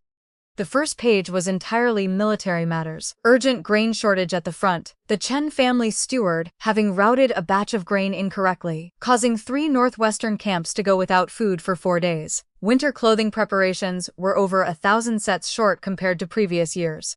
Soldiers' complaints were widespread. The medical camp had accumulated over 100 wounded. Military doctors were shorthanded. The doctors brought by Chen Wanning only understood internal medicine and couldn't handle blade and sword injuries. The second page began describing his situation. Chen Wanning, raised in luxury since childhood, understood nothing of frontier hardships. The old servants she brought stirred trouble in the mansion daily, driving away several long-serving retainers. Several, including Zhao Shenhad, retired and returned to the capital, leaving only one sentence: let him think carefully on his own. He had drunk wine and slept 3 nights alone in the study. Upon waking each morning, he habitually thought of calling Wan Tong, only to open his eyes and remember I had gone. The third page finally addressed me directly. Wan Tong, I know you resent me, but the betrothal with the Chen family was arranged by my grandfather. I had no choice. Keeping you on the frontier for 8 years was not to use you. After you left, I haven't slept well a single night. Remembering everything you did these years, each matter pierces my heart like a needle. If you return, I'll give you whatever you want. Had no choice. When I saw those 4 words, I suddenly laughed aloud. A betrothal set at age 3. Had he not known before he left the capital at 20? When he brought me back, had he not known? When he had me manage grain, treat wounded and gather loyalty, had he not known there was still a Miss Chen in the capital waiting for him to return and marry? He knew. He simply hadn't mentioned it when he needed me. Now that he needed the Chen family, he married her. From beginning to end, he treated everyone as chess pieces on a board. Chen Wanning was the piece to maintain aristocratic connections. I was the piece to stabilize the frontier rear. 2 pieces, each useful. He was reluctant to discard either, but neither was what he truly cared about. I folded the letter without reading the remaining 3 pages. When I re-entered the clinic, Soldier Song immediately stood, looking at me with full expectation. Brother Song, I placed the letter on the table and pushed it back toward him. Take this letter back. Convey one message to General Shen for me. Soldier Song froze. Please speak. Tell him the original procedures for Liangzhou's military supply logistics are in the hidden compartment on the final page of the ledgers. Follow them and nothing will go wrong. The purchasing channels for winter clothing are the same as previous years. Go to Manager Zhou at Zhouji Cloth Shop in Liangzhou City. He has last year's accounts and measurements. The external injury prescriptions needed in the medical camp are in the second drawer of the pharmacy. Have the military doctors compound according to the formulas. Soldier Song listened in stunned silence. When I finished, he cautiously asked, Then, you won't return? Return for what? I pushed the letter toward him again. I've already left. Soldier Song stood in the clinic, lips trembling for a long while, but ultimately didn't dare persuade further. After following Shen Zhao for 6 years, he had seen my temperament, and knew that once this woman made a decision, 10 oxen couldn't pull her back. He picked up the returned letter, solemnly clasped his fists in salute, then turned and walked out of Qingwei Hall. The October wind rattled the clinic's door panels. I watched Soldier Song's figure disappear at the alley's entrance, then turned and sat back in the consultation chair. Qingwei came over and asked softly, Big Sister Tong, what did he write in the letter? He wrote that he had no choice. I said it, and Qingwei immediately spat without hesitation. I was amused by her pa. After laughing, I discovered my heart truly held no ripple. The words Shen Zhao had written. If it had been the old me, I would probably have immediately packed my bundle and followed him back, distressed that he couldn't eat or sleep well, distressed that he suffered on the frontier. But now, reading them, I felt only numbness, as though reading a story completely unrelated to me. He wanted me back not because he missed me, not because he loved me, but because his rear had fallen into chaos. He needed someone to clean up the mess. That was all. The letter I had returned should already be on its way back to Liangzhou. What expression would Shen Zhao wear when he received it? I didn't know, and I didn't particularly want to know. On the 10th day of the 10th month, Yunzhou's first snow fell. It wasn't heavy. Fine snowflakes were swept by the north wind, pattering against the window paper all night. The next morning, when I pushed open the clinic door, the alley was already covered in a thin white layer. Several blood-red streaks hung from the bare branches of the crooked-necked jujube tree. The air was cold enough to sting the lungs. Winter in the north arrived early. October had barely begun and it was already this cold. It would only grow harsher in the 11th and 12th months. I had spent 8 years in Liangzhou, and knew all too well what frontier winter looked like: great winds and heavy snow sealing mountains and roads, grain unable to enter, wounded unable to leave. Every year people froze to death or suffered frostbite. Every year, medicine and doctors were scarce. At this time in previous years, I would already have been busy day and night in the general's mansion drafting winter clothing patterns, stockpiling medicinal herbs, purchasing charcoal, preparing cold-dispelling decoctions for each camp. Every single matter had to be settled within a month. One day late meant another batch of people suffering from the cold. Back then, I often worked until the latter half of the night, bent over ledgers drawing and calculating while the meal Qingwei brought cooled, was reheated, cooled again. This year, none of it concerned me. But I knew clearly. Not concerning me didn't mean I didn't care. In the Liangzhou military camps, those old soldiers Zhao Laoxi, Liu Danyu, and the several young soldiers who suffered frostbite every year, did they have enough winter clothes? Was the external injury medicine in the medical camp sufficient? Did the doctors Chen Wanning, brought from the capital, know that the most common ailment in northern winter wasn't wind cold but inflammation and suppuration after frostbite, which if untreated would rot an entire leg? I pressed these thoughts down, donned my cloak and went out. Today I was going to visit an old patient in the northern part of the city, an elderly lady surnamed Shu, over 70, who had suffered from rheumatism in her knees for years. When the weather turned cold, the pain kept her bedridden. While in Liangzhou, I had learned a set of moxibustion techniques from an old military doctor specifically for treating old cold legs caused by cold damp invasion. After half a month of treatment for Auntie Shu, she had improved considerably. After crossing 2 alleys, I noticed noticeably more people on the streets than usual.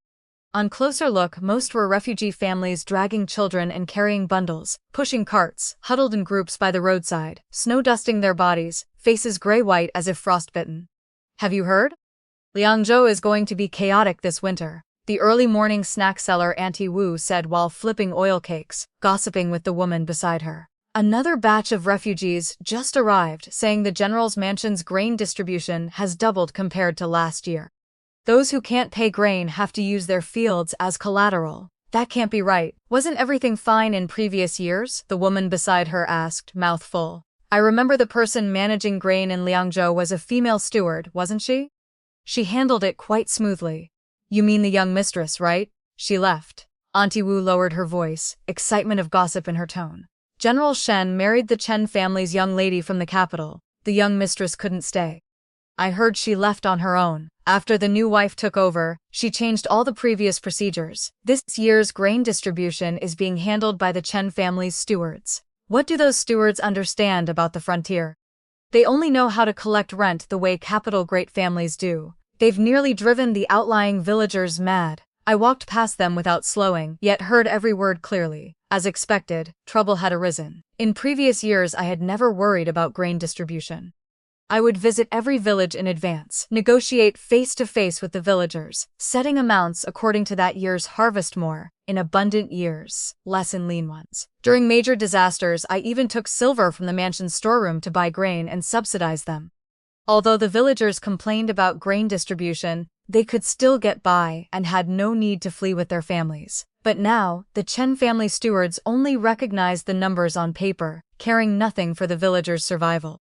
How was this different from killing the goose that laid the golden eggs? I suppressed the anger in my heart and turned into the small alley where Auntie Shu lived. Auntie Shu lived at the deepest end of the alley in a low earthen house. Half the thatched roof had collapsed under the weight of snow. A half-dead speckled chicken huddled shivering in the corner by the wall. I knocked on the door. After a long while, a weak voice answered from inside. It's Gu the doctor from Qingwei Hall. The door opened a crack. Auntie Sue, leaning on a crooked wooden staff, saw me and immediately broke into a wrinkled smile.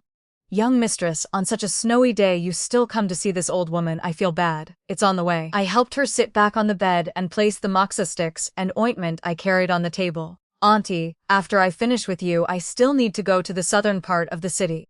Several new refugees arrived there, saying they're from Liujia village in Liangzhou. Their children are sick from the cold. Auntie Sue sighed. While rolling up her trouser leg for me to examine her knee, she chattered. Liangzhou is going to be chaotic this year. My youngest son works as a laborer in Liangzhou city. A few days ago he suddenly sent word back saying the general's mansion has become a complete mess inside. The new wife's old servants and the original retainers quarrel every day. General Shen was so angry he smashed several cups. In the end he had both sides beaten with boards before it stopped. I didn't respond. I lit a moxa stick and held it 2 inches above her knee, slowly circling to warm the area. The bitter fragrance of mugwort slowly filled the room. Auntie Shu sucked in air through her teeth but didn't stop talking. My youngest also said that the day after General Shen married, he moved his study from the main courtyard to the east wing, saying he would sleep separately from the new wife.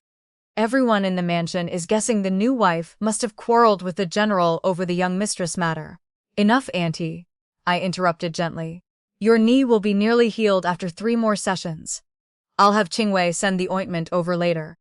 Apply it morning and evening. When I left Auntie Sue's house, the snow had stopped. Half a stick of incense later, the sun revealed a few pale rays through the clouds, making the snow on the ground glitter blindingly. I tightened my cloak and walked toward the southern part of the city through the half-melted snow. In the abandoned city god temple in the southern district, refugees from the Liangzhou direction were packed tightly. The temple door had long since disappeared. The dilapidated structure leaked wind from all sides. Dozens of people huddled together on piles of dry straw. Old people coughing, children crying, a chaotic mix. In one corner, several half-grown children gathered around a broken iron pot trying to light a fire. The scavenged firewood was damp. Black smoke rose, making everyone in the room rub their eyes. In the nearly 2 months I had lived in Yunzhou City, I had never seen so many refugees. Dr. Gu has come. Someone recognized me and called hoarsely. Several anxious-faced women immediately surrounded me, speaking all at once. My child has had a fever for 2 days. My mother-in-law's asthma is acting up badly. The head of the family has frostbite and can't walk. I listened to each one, examined everyone who needed it, distributed the medicinal herbs I had brought according to the number of people, and taught 2 young daughters-in-law who still had strength how to brew ginger soup and treat frostbite wounds. By the time I finished a round, the sky had darkened. Snow began falling again outside the temple. I squatted by the threshold, warming my hands over the fire basin, turning them repeatedly. My fingers were so stiff from cold I could barely hold a needle steady. A young woman holding a child sat down beside me and called softly, "Young mistress." I turned to look at her, around 20, ordinary appearance, holding a 2-year-old child, whose face was flushed from fever. After taking medicine, the child had fallen into a drowsy sleep. "Are you from Yunzhou originally?" I asked. "No." The young woman shook her head, her voice nearly swallowed by the wind outside. "We're from Liujia village in Liangzhou. We were getting by before. After paying grain each year, we still had some surplus. But this year, after the new steward took over, grain per moo more than doubled. My husband went to the general's mansion to reason with them, but was driven out before even entering the gate and kicked twice by the guards. He buried his head, voice beginning to tremble. Later, the Chen family steward said if we couldn't pay grain, we could mortgage the land deed to the general's mansion and redeem it after the next harvest. My husband refused. They brought soldiers and emptied the entire granary in front of the whole village. My mother-in-law was so anxious she fell ill on the spot and didn't survive. Several sparks flew from the fire basin and landed on my cloak. I didn't brush them off. "What about General Shen?" I asked. "Didn't he intervene?" The woman was silent a moment, then pulled a smile uglier than crying. "General Shen is at the front lines. He's at the front lines," she repeated. Tears suddenly fell. "But those stewards aren't outsiders. They were brought by his wife's family. He either can't manage them or doesn't want to. I don't know. I only know my mother-in-law is dead, our land is gone, and my husband is still lying in bed, his left foot swollen like a steamed bun. If it doesn't get better, I'm afraid we won't be able to keep it." I stood and patted her shoulder, then took the emergency golden wound ointment from the bottom of my medicine box and pressed it into her hand. "Apply it twice a day. When changing the dressing, use strong liquor, don't skimp. Tomorrow I'll have the hall send a batch of new medicine. You can take some back then." The young woman clutched the medicine bottle, lips trembling for a long while, then suddenly grabbed my sleeve. "Young mistress, take us to find General Shen. You're from the general's mansion, he'll listen to." "I'm not from the general's mansion." I gently withdrew my sleeve from her grasp, voice even. "The current general's mansion is ruled by the Chen family." The woman stared at me, the light in her eyes dimming bit by bit. When I left the city god temple, snow had already reached my ankles. The alley was empty, windows on both sides were tightly shut. Occasional dog barks echoed in the empty snow, sounding especially desolate. I walked alone through the snow, each step crunching loudly. The matter of Liujia village weighed heavily on my heart. That young woman's experience was not unique. Grain distribution doubled. Inability to pay meant mortgaging land. Going to reason meant being driven out and beaten. This wasn't preparing military supplies. This was devouring the countryside. But Shenzhou either couldn't manage it or currently lacked the power to. The rear was controlled by the Chen family's people. If he stood up for a few villagers, it would be tantamount to slapping the Chen family's face. And he had just married Miss Chen. He couldn't afford to offend the Chen family. This was the rule of great aristocratic families. The life and death of commoners, merchants and villagers had never counted in their eyes. Shen Zhao was perhaps not a bad person, but he had chosen to be part of this system. He married Chen Wanning and had to accept everything the Chen family brought, including those stewards who treated people as less than human. I turned it over in my mind for a long time. As I neared Qingwei Hall, I suddenly stopped at the alley entrance. The lantern at Qingwei Hall's entrance was still lit. Snowlight reflected in the warm yellow glow. Qingwei stood at the doorway holding a lantern, looking around. When she saw my figure, she ran over and draped a thick cotton-padded jacket over my shoulders. "Big Sister Tang, you must be freezing. The porridge is hot inside, come in quickly." I followed her through the door. The moment warm air hit my face, my nose suddenly stung. Not from grievance, a feeling I couldn't quite name. Back in the general's mansion, when I stayed up until midnight waiting for Shen Zhao to return, no one had ever waited at the door with a cotton jacket for me. Another half-month passed. It was already the beginning of the 12th month. After the snow month in Yunzhou, a large portion of the refugees in the city god temple had fallen ill. Every day before dawn, Qingwei and I ran over there. Qingwei Hall's medicine cabinet was nearly emptied. I asked manager Sun of the medicine shop to help procure a batch of medicinal herbs from the south, pressing the price again and again, but the expenditure was still terrifyingly large. Of the more than 4,000 taels I had saved over 8 years, 300 went to buy the house, nearly 200 to open the hall and furnish it. These past months treating refugees and giving away medicine had spent money like flowing water. Qingwei had calculated the accounts for me. At this rate, we wouldn't last until spring before going broke. "Big Sister Tang, we can't keep going like this." Qingwei stood before me holding the account book, brows knitted. "More and more refugees, our silver getting less and less. We can't throw ourselves into it too." I had a plan in mind. I opened the prescription notebook I kept and found a blank page, writing down the name of a medicinal herb merchant. "I'll think of another way." The way had already occurred to me. Over these 2 months, I had discovered that not only Liangzhou had refugees, Yunzhou locals also had many injured by soldiers. Frontier skirmishes had never completely stopped. Small-scale raids happened every year, just not alarming the court. Those commoners wounded by blades and swords, those merchants injured by stray arrows. They couldn't get appointments with proper military doctors and couldn't afford the big clinics in the city. In the end, they could only endure their wounds and wait for death. They needed someone to care for them, and many among them were willing to pay for it. Not great wealth, but 3 or 5 strings of cash in consultation fees those small merchants and traveling traders could still afford. My plan was simple.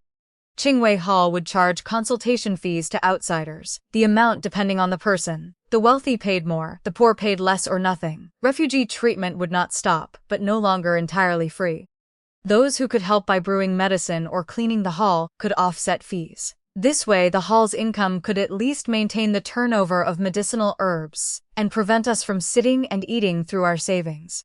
Qingwei's eyes lit up when she heard this. The girl's mind worked quickly. She immediately added, "We can also make more ready-made pills and ointments to sell."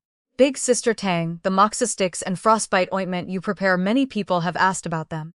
Once we make them, we can set up a stall at the hall entrance. They'll definitely sell." She acted the moment she thought of it. The next day she ran to the market, bought small porcelain bottles and oil paper, returned and filled the frostbite ointment into the bottles, sealed them with red paper, and placed them on the shelf at the hall entrance. At first only a few scattered people bought. Within less than 10 days, word spread. Qingwei Hall's frostbite ointment worked wonders after application, far more effective than what other medicine shops in the city sold. Not only that, I also prepared batches of golden wound powder and cold dispelling pills, having Qingwei deliver them to several large merchant houses in Yunzhou City for consignment profits split 30-70. The shop managers were naturally delighted. They could earn a share without investing capital and incidentally bring customers to our door. Why wouldn't they agree? On the 8th day of the 12th month, I calculated the accounts. Last month's clinic income plus consignment silver, after deducting costs and refugee expenses, actually showed a surplus of over 20 taels. This was the first time since arriving in Yunzhou that I saw a surplus in the account. Qingwei was so happy she spun several circles in the pharmacy, insisting we eat dumplings that evening to celebrate. We can eat dumplings, I said, closing the account book, a smile tugging at my lips as well. But today we must first finish brewing the medicine porridge for that batch of refugees at the city god temple. I see there are still 30-odd people who haven't received any yet. Big Sister Tong, you really can't sit still, Qingwei grumbled as she entered the pharmacy. The moment we have money you want to spend it all. She was right, but I wasn't restless because I couldn't sit still. I understood the suffering of these poor commoners far too well. At 16, when my family fell into ruin, I had wandered with my mother, begging at every relative's door, tasting slammed gates and cold stares. I knew how little a single life was worth in the face of gold and power. Now that I possessed the skill, I would save one more if I could. That evening we were brewing medicinal porridge in the pharmacy when urgent hoofbeats suddenly echoed from outside. The sound halted in the alley, followed by frantic pounding on the clinic door so forceful the panels trembled. Qingwei set down her ladle and went to open it. The instant she drew the bolt, a gust of cold wind laced with snowflakes rushed inside. Outside stood 7 or 8 soldiers in dark armor, thick snow coating their armor, faces stiff with cold, breath condensing into white clouds in the biting wind. The lead soldier was tall and broad-shouldered, thick-browed and square-faced. Qingwei recognized him at a glance and called back to me. Big Sister Tong, it's Soldier Song. Soldier Song, the very man who had come last month to deliver Shenjiao's letter and taken my refusal back with him. He had returned. I set down my medicinal ladle, brushed the herb residue from my hands, and walked to the clinic entrance. The moment Soldier Song saw me, he dropped to one knee. His armor struck the threshold with a dull thud. The soldiers behind him followed suit, a clatter of plates ringing out. Young mistress, we beg you to return to Liangzhou. His voice was hoarse, lips cracked and bleeding as though he had ridden hard for days without pausing for water. The general is wounded. My fingers tightened on the doorframe. How is he wounded? Half a month ago the Hu launched a surprise attack on the western camp. The general led troops in pursuit and fell into an ambush. Soldier Song lifted his head, eyes bloodshot. The arrowhead had barbs. The military doctors dared not extract it, saying it had damaged tendons and veins. The wound has festered. He has burned with fever for 3 days and nights, muttering nonsense. He lowered himself further, forehead nearly touching the snow-dusted threshold.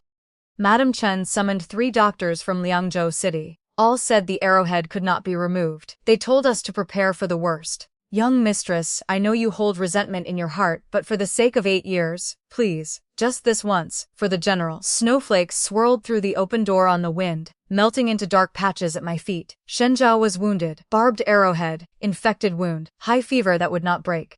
I had served as army physician in Liangzhou for 8 years and treated countless blade wounds. The Hu arrows of the northern frontier were indeed vicious. Once the barbs hooked into bone and tendon, forcible removal would tear the main vessels. Leaving it in would cause slow rot and death. Ordinary doctors in Liangzhou City truly could not handle such an injury. But what did that have to do with me? Brother Song, I withdrew my hand from the doorframe, voice steady.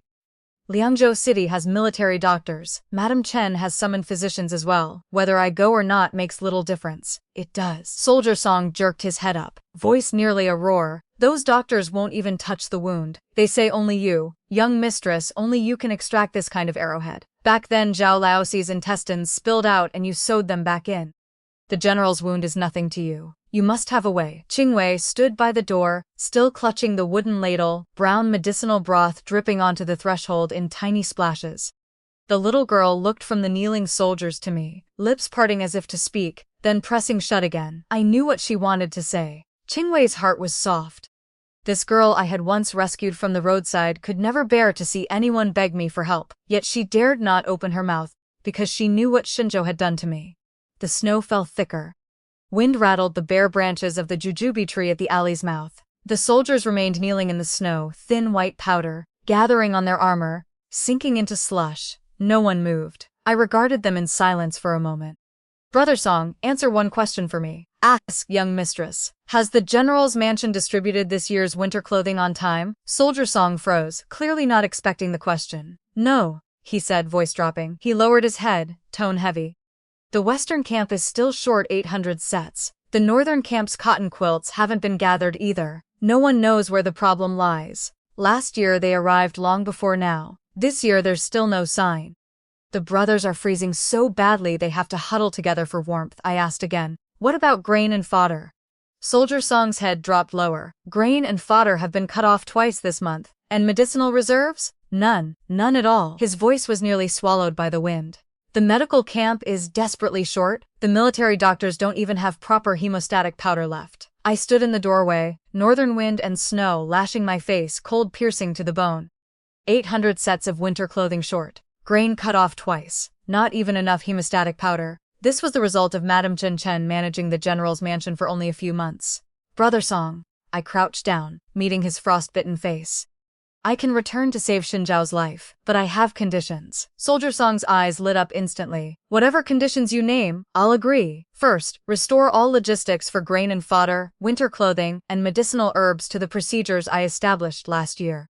The Chen family stewards are to return to wherever they came from and leave military supply scheduling immediately. Second, return every land deed forcibly seized from Liujia village to its original owners within 3 days.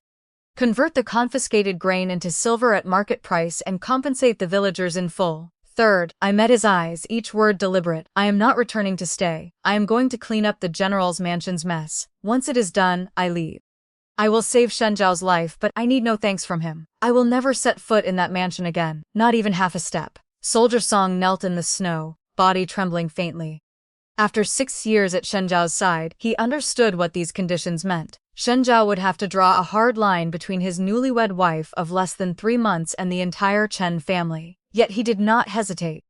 How long until you go speak with the general? He rose, legs shaking so badly they nearly buckled, yet he stood ramrod straight. Young mistress, if you are willing to return, the general will certainly agree. I don't want his verbal agreement. I want him to write it down in black and white before the entire army's officers and seal it with his general's stamp. I swept the snow from the threshold, turned and stepped back inside the clinic. I took the cloak hanging behind the door. Qingwei immediately set down her ladle and ran into the pharmacy to pack the medicine chest swift, decisive, not a single wasted word. She wrapped surgical blades and needles in oil paper, bottled golden wound medicine, hemostatic powder and strong liquor, then tucked a razor-sharp dagger at her waist. Within the time it takes to drink half a cup of tea, I was already mounted on the horse Qingwei had brought. I had learned to ride in the Liangzhou camp years ago, when the wounded were too numerous for carts. Xinjiao's cavalrymen had taught me after countless falls. I reined in the horse and glanced back at her. Stay in Yunzhou and watch the clinic. Do not let the medicinal porridge for the refugees at the city god temple run out. Use the formula I taught you. Qingwei stood in the doorway, one hand lifting wind-tossed hair, and nodded hard. Don't worry, big sister Tang. When you return, I guarantee not even a mouse will have slipped through. A crack of the whip and the hooves shattered the snow-packed alley. Soldier Song and his men followed. We rode out of the alley mouth, passing the crooked-necked jujube tree. Accumulated snow shook loose from trembling branches. From Yunzhou to Liangzhou, more than 200 li normally took nearly 3 days. We rode without rest through an entire night, stopping only twice in wind-sheltered mountain hollows to water the horses. We ate half-frozen flatbreads, warmed against our bodies, washing them down with snow-chilled water. At dawn the next day, the gray walls of Liangzhou city finally appeared on the horizon. The walls were the same walls, squatting on the snow plain. When I left more than 8 months ago, the outskirts had still been autumn's withered grass stretching to the sky. Now everything was blank white, even the moat frozen into lumps of ice. The guarding soldiers spotted me, stared for a long moment, then hurriedly opened the gate. Their faces held disbelief, mouths opened and closed several times before one finally shouted, "Young mistress." It really is, the young mistress returned. I gave no reply. I spurred the horse through the gate and headed straight for the general's mansion. The street before the mansion gates looked exactly as it had when I left. The 2 lanterns at the entrance swayed in the heavy snow, their paper thick with accumulation, leaking faint red light that looked especially dim amid the swirling flakes. The main gate stood open. An unfamiliar gatekeeper dozed inside. Soldier Song leapt from his horse first and kicked the man awake. The gatekeeper opened his eyes, saw us standing in the snow with blood on our clothes, froze for a heartbeat, then scrambled inside, shouting as he ran, "The young mistress has returned." I did not enter through the main gate. I circled around to the west wing courtyard. The side door I had once unbolted myself. The door was the same door. Rust-red iron filings clung to the bolt. It creaked with familiar protest when pushed open. The West Wing courtyard looked unchanged, only neglected. Snow lay unswept in the yard, withered grass poked through. The old locust tree in the corridor had shed every leaf. Icicles hung from bare branches, swaying gently in the wind. A hole gaped in the window paper, apparently torn by wind and never patched. Bird droppings had accumulated on the sill, also uncleaned. Clearly no one had tended this courtyard since I left. Soldier Song led me straight to the easting room, where Shen Zhao lay recovering. Before we reached the door, a sharp female voice rang out from inside. "What young mistress? A woman of unknown origin. What right does she have to enter this mansion? I am the principal wife carried in through the 8-bearer sedan. I summoned the best doctors in Liangzhou City. If even I cannot invite someone, how dare she? The general is burning so badly he cannot even speak, and you bring this person to treat him. If anything goes wrong, who will bear responsibility? How many people has she even treated? She does not even run a proper medical hall." An old servant's voice murmured something placating, but the woman's voice only rose higher. Outside, the soldiers exchanged uneasy glances.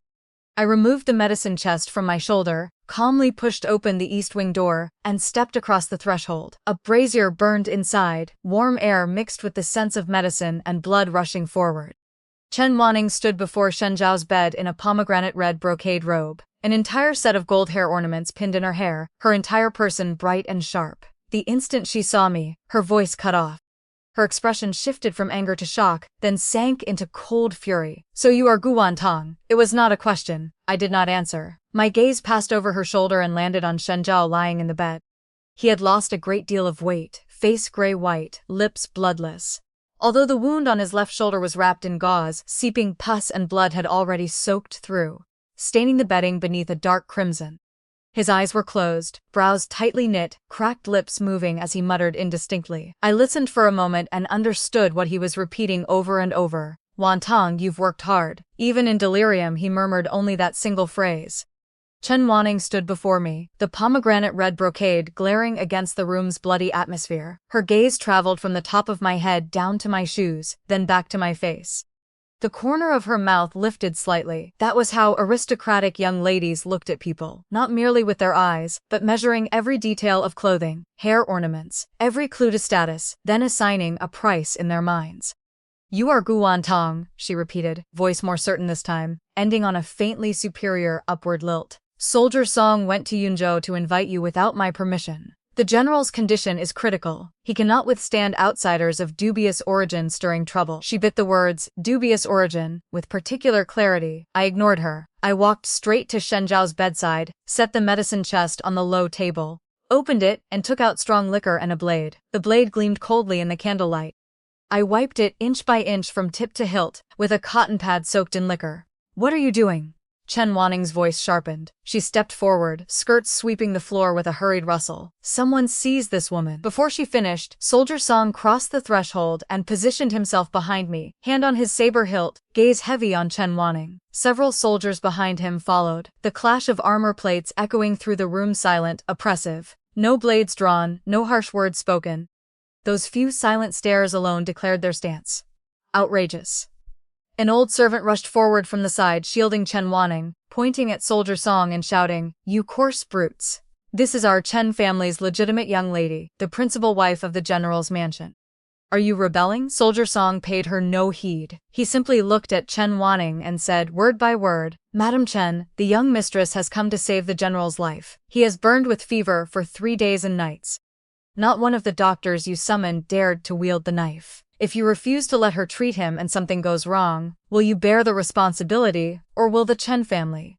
Chen Wanning's face drained of color. Her lips moved several times as if to speak, but her gaze fell on Shen Zhao's gray face, then swept over the soldiers standing straight-backed throughout the room. In the end she swallowed the words on her tongue.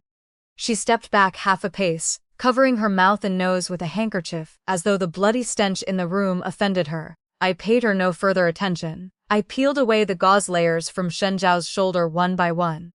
The bottommost layer had adhered to the wound. Dried pus and blood had formed a hard black-brown crust. Removing it tore away a strip of rotting flesh. Shen Zhao groaned in unconscious pain, brows knitting tighter, body twitching once.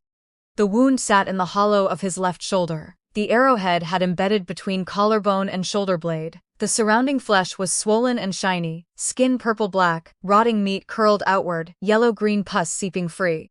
The sweet stench of decay mixed with the sharp bite of liquor. The old servant behind Chen Wanning retched on the spot and clutched the doorframe to keep from collapsing. I picked up the liquor bottle and told Soldier Song, "Hold him down." The moment the liquor poured over the wound, Shen Zhao's entire body jerked upright. Fever-dazed, his eyes flew open but did not focus. A hoarse, animal roar tore from his throat like a beast trapped in a snare.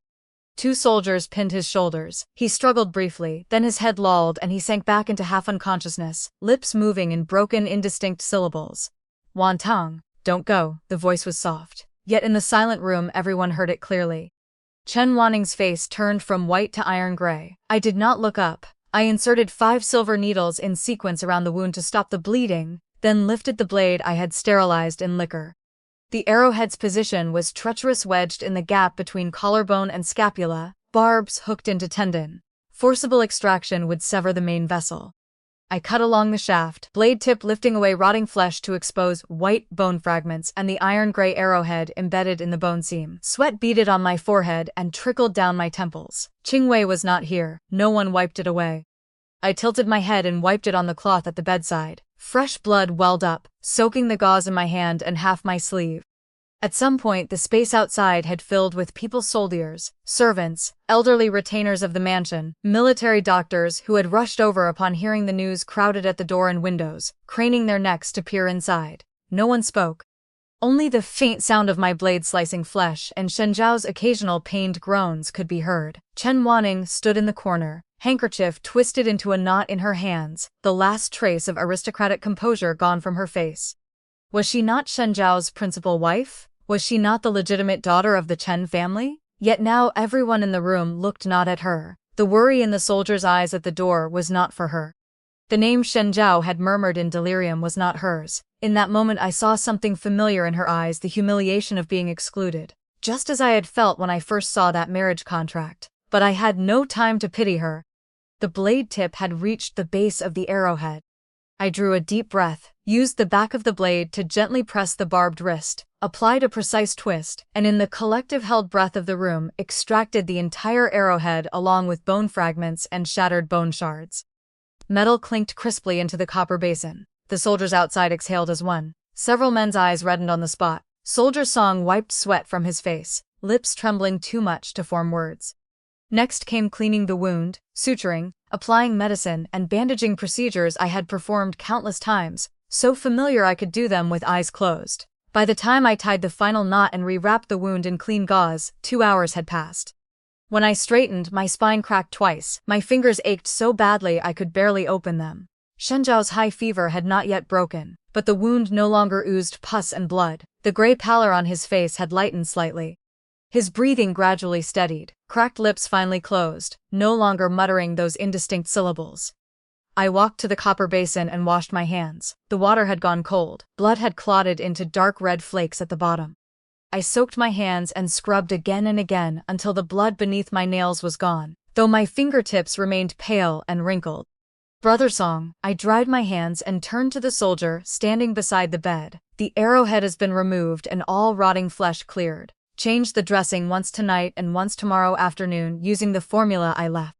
If the fever breaks by tomorrow evening, he will be fine. If not," I draped the towel over the basin stand, folded it neatly, and set it on the rim. "Then please summon other doctors from Liangzhou City." Soldier Song nodded repeatedly, but his expression stiffened the instant my words ended. He had understood my meaning. I would not stay. Once Shen Zhao's fever broke and he was stable, I would leave. "Young mistress," his voice cracked with urgency. "Will you not wait until the general wakes? The first thing he will do is look for you." "Then let him look." I picked up the medicine chest, took the cloak from the chair back, and draped it over my shoulders. "He has looked for me for 8 years already. One more time will not matter." The east wing door remained open behind me. The soldiers gathered outside parted automatically to form a path. I walked through them. When I reached the west wing courtyard, I paused, glancing back once at the room I had lived in for 8 years. The window paper was torn, snow piled on the bird droppings layered thick. The old locust tree stood bare in the yard, its trunk scar still visible, half covered by snow, revealing a blackened section. I did not linger. I strode quickly through the side door of the west wing. As I mounted my horse, hurried footsteps sounded behind me. Soldier Song chased after me, slipping and sliding in the snow, holding something aloft. Mistress, wait! I reined in the horse. He ran up, panting, and thrust the paper toward me. I looked down. It was a military order stamped with the general's seal. Written in bold black characters were 3 clauses: restore the old grain and fodder procedures. All Chen family stewards to withdraw immediately from military supply scheduling. Return every forcibly seized land deed from Liujia village to its original owners within 3 days and compensate at market price. At the bottom, Shenzhou's general's seal and the seal of the Liangzhou military formation. The ink was still wet. The general wrote this before departing on campaign, Soldier Song gasped. He instructed me. If he did not return, this paper would stand as his life. If he did return, he paused, lifting his head to meet my eyes, voice thick. He said he would carry it out exactly as written. He simply did not have time to tell you before you left. I read the military order from beginning to end, folded it, and tucked it into my sleeve without further comment. With a flick of the reins, I spurred the horse into the swirling snow.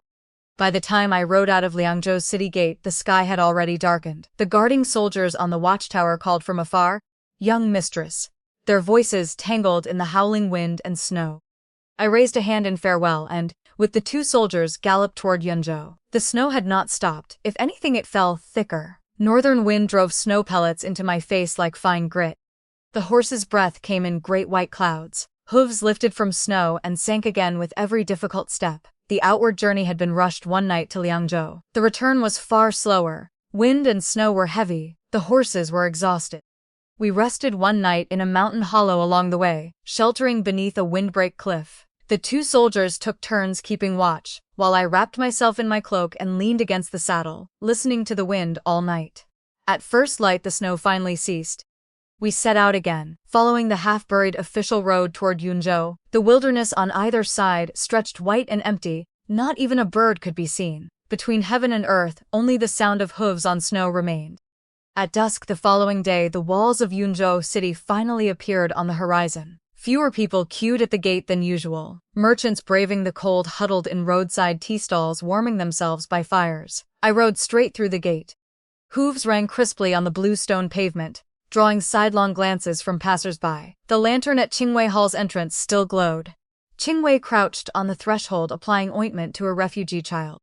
At the sound of hooves, she looked up. The ointment nearly fell from her hand. She rose, wiped her hands on her apron, and ran to meet me, taking the reins while looking me over from head to toe. "Big Sister Tang, you're finally back.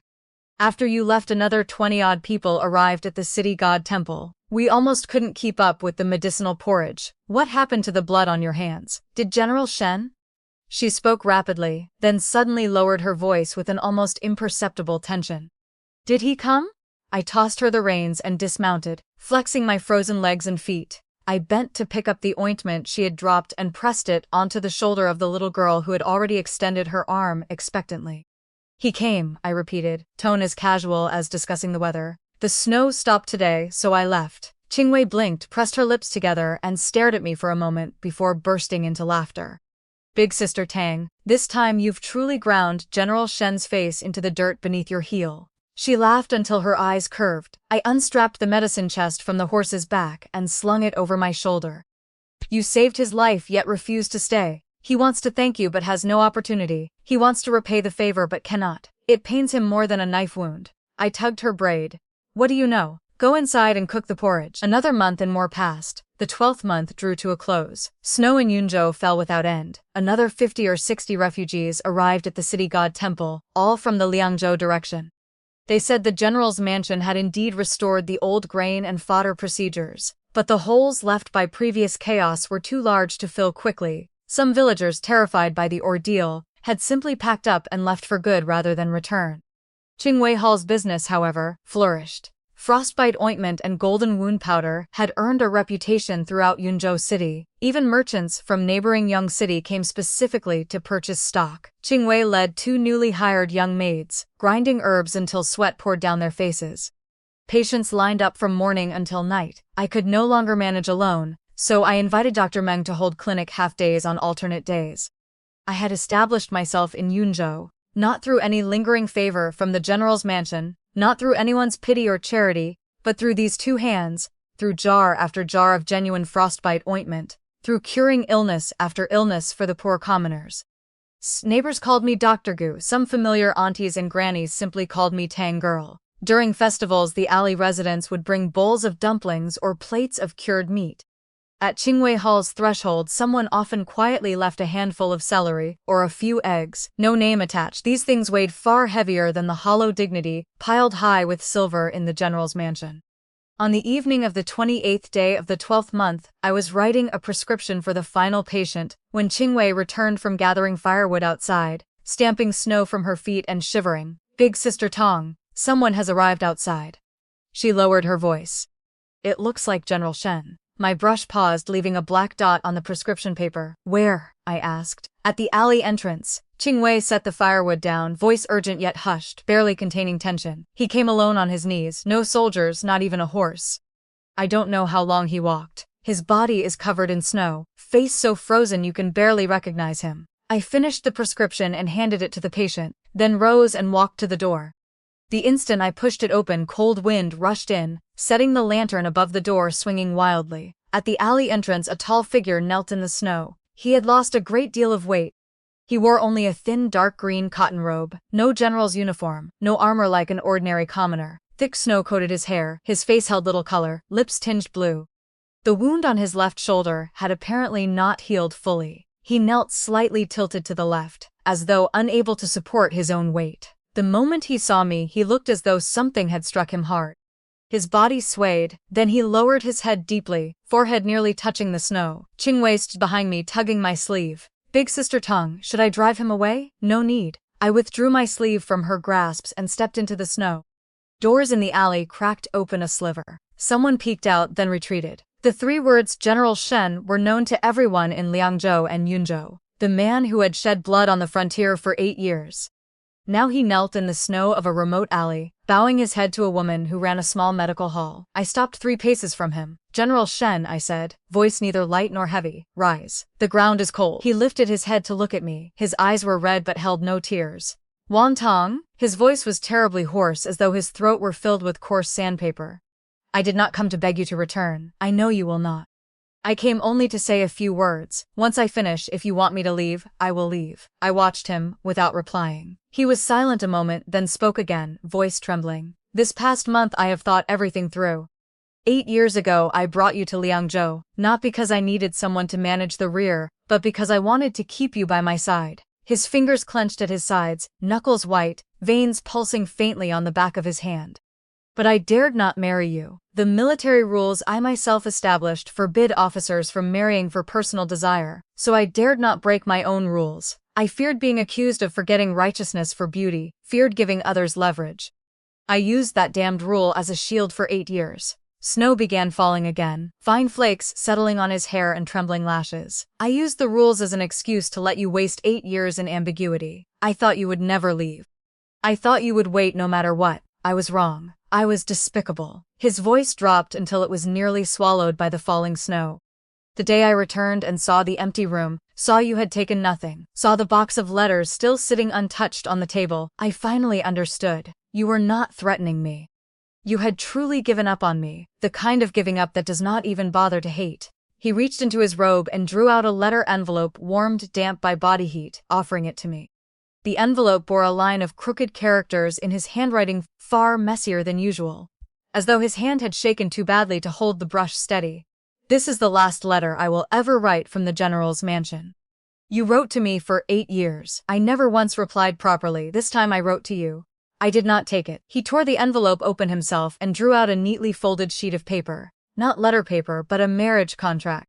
Gold-flecked red paper, gold-embossed regular script, vermilion's a seal identical to the one I had found in the study's secret compartment that day. Only the names had changed. Instead of Shenjiao and Chen Wanning, it read Shenjiao and Guwan Tang.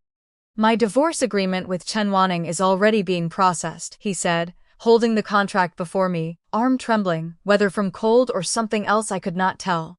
"She is the legitimate daughter of the Chen family. To divorce less than half a year after marriage, the Chen family will not let the matter rest. But I will handle it cleanly and ensure the Chen family causes you no trouble. Whether you wait for me or not, I will keep this marriage contract."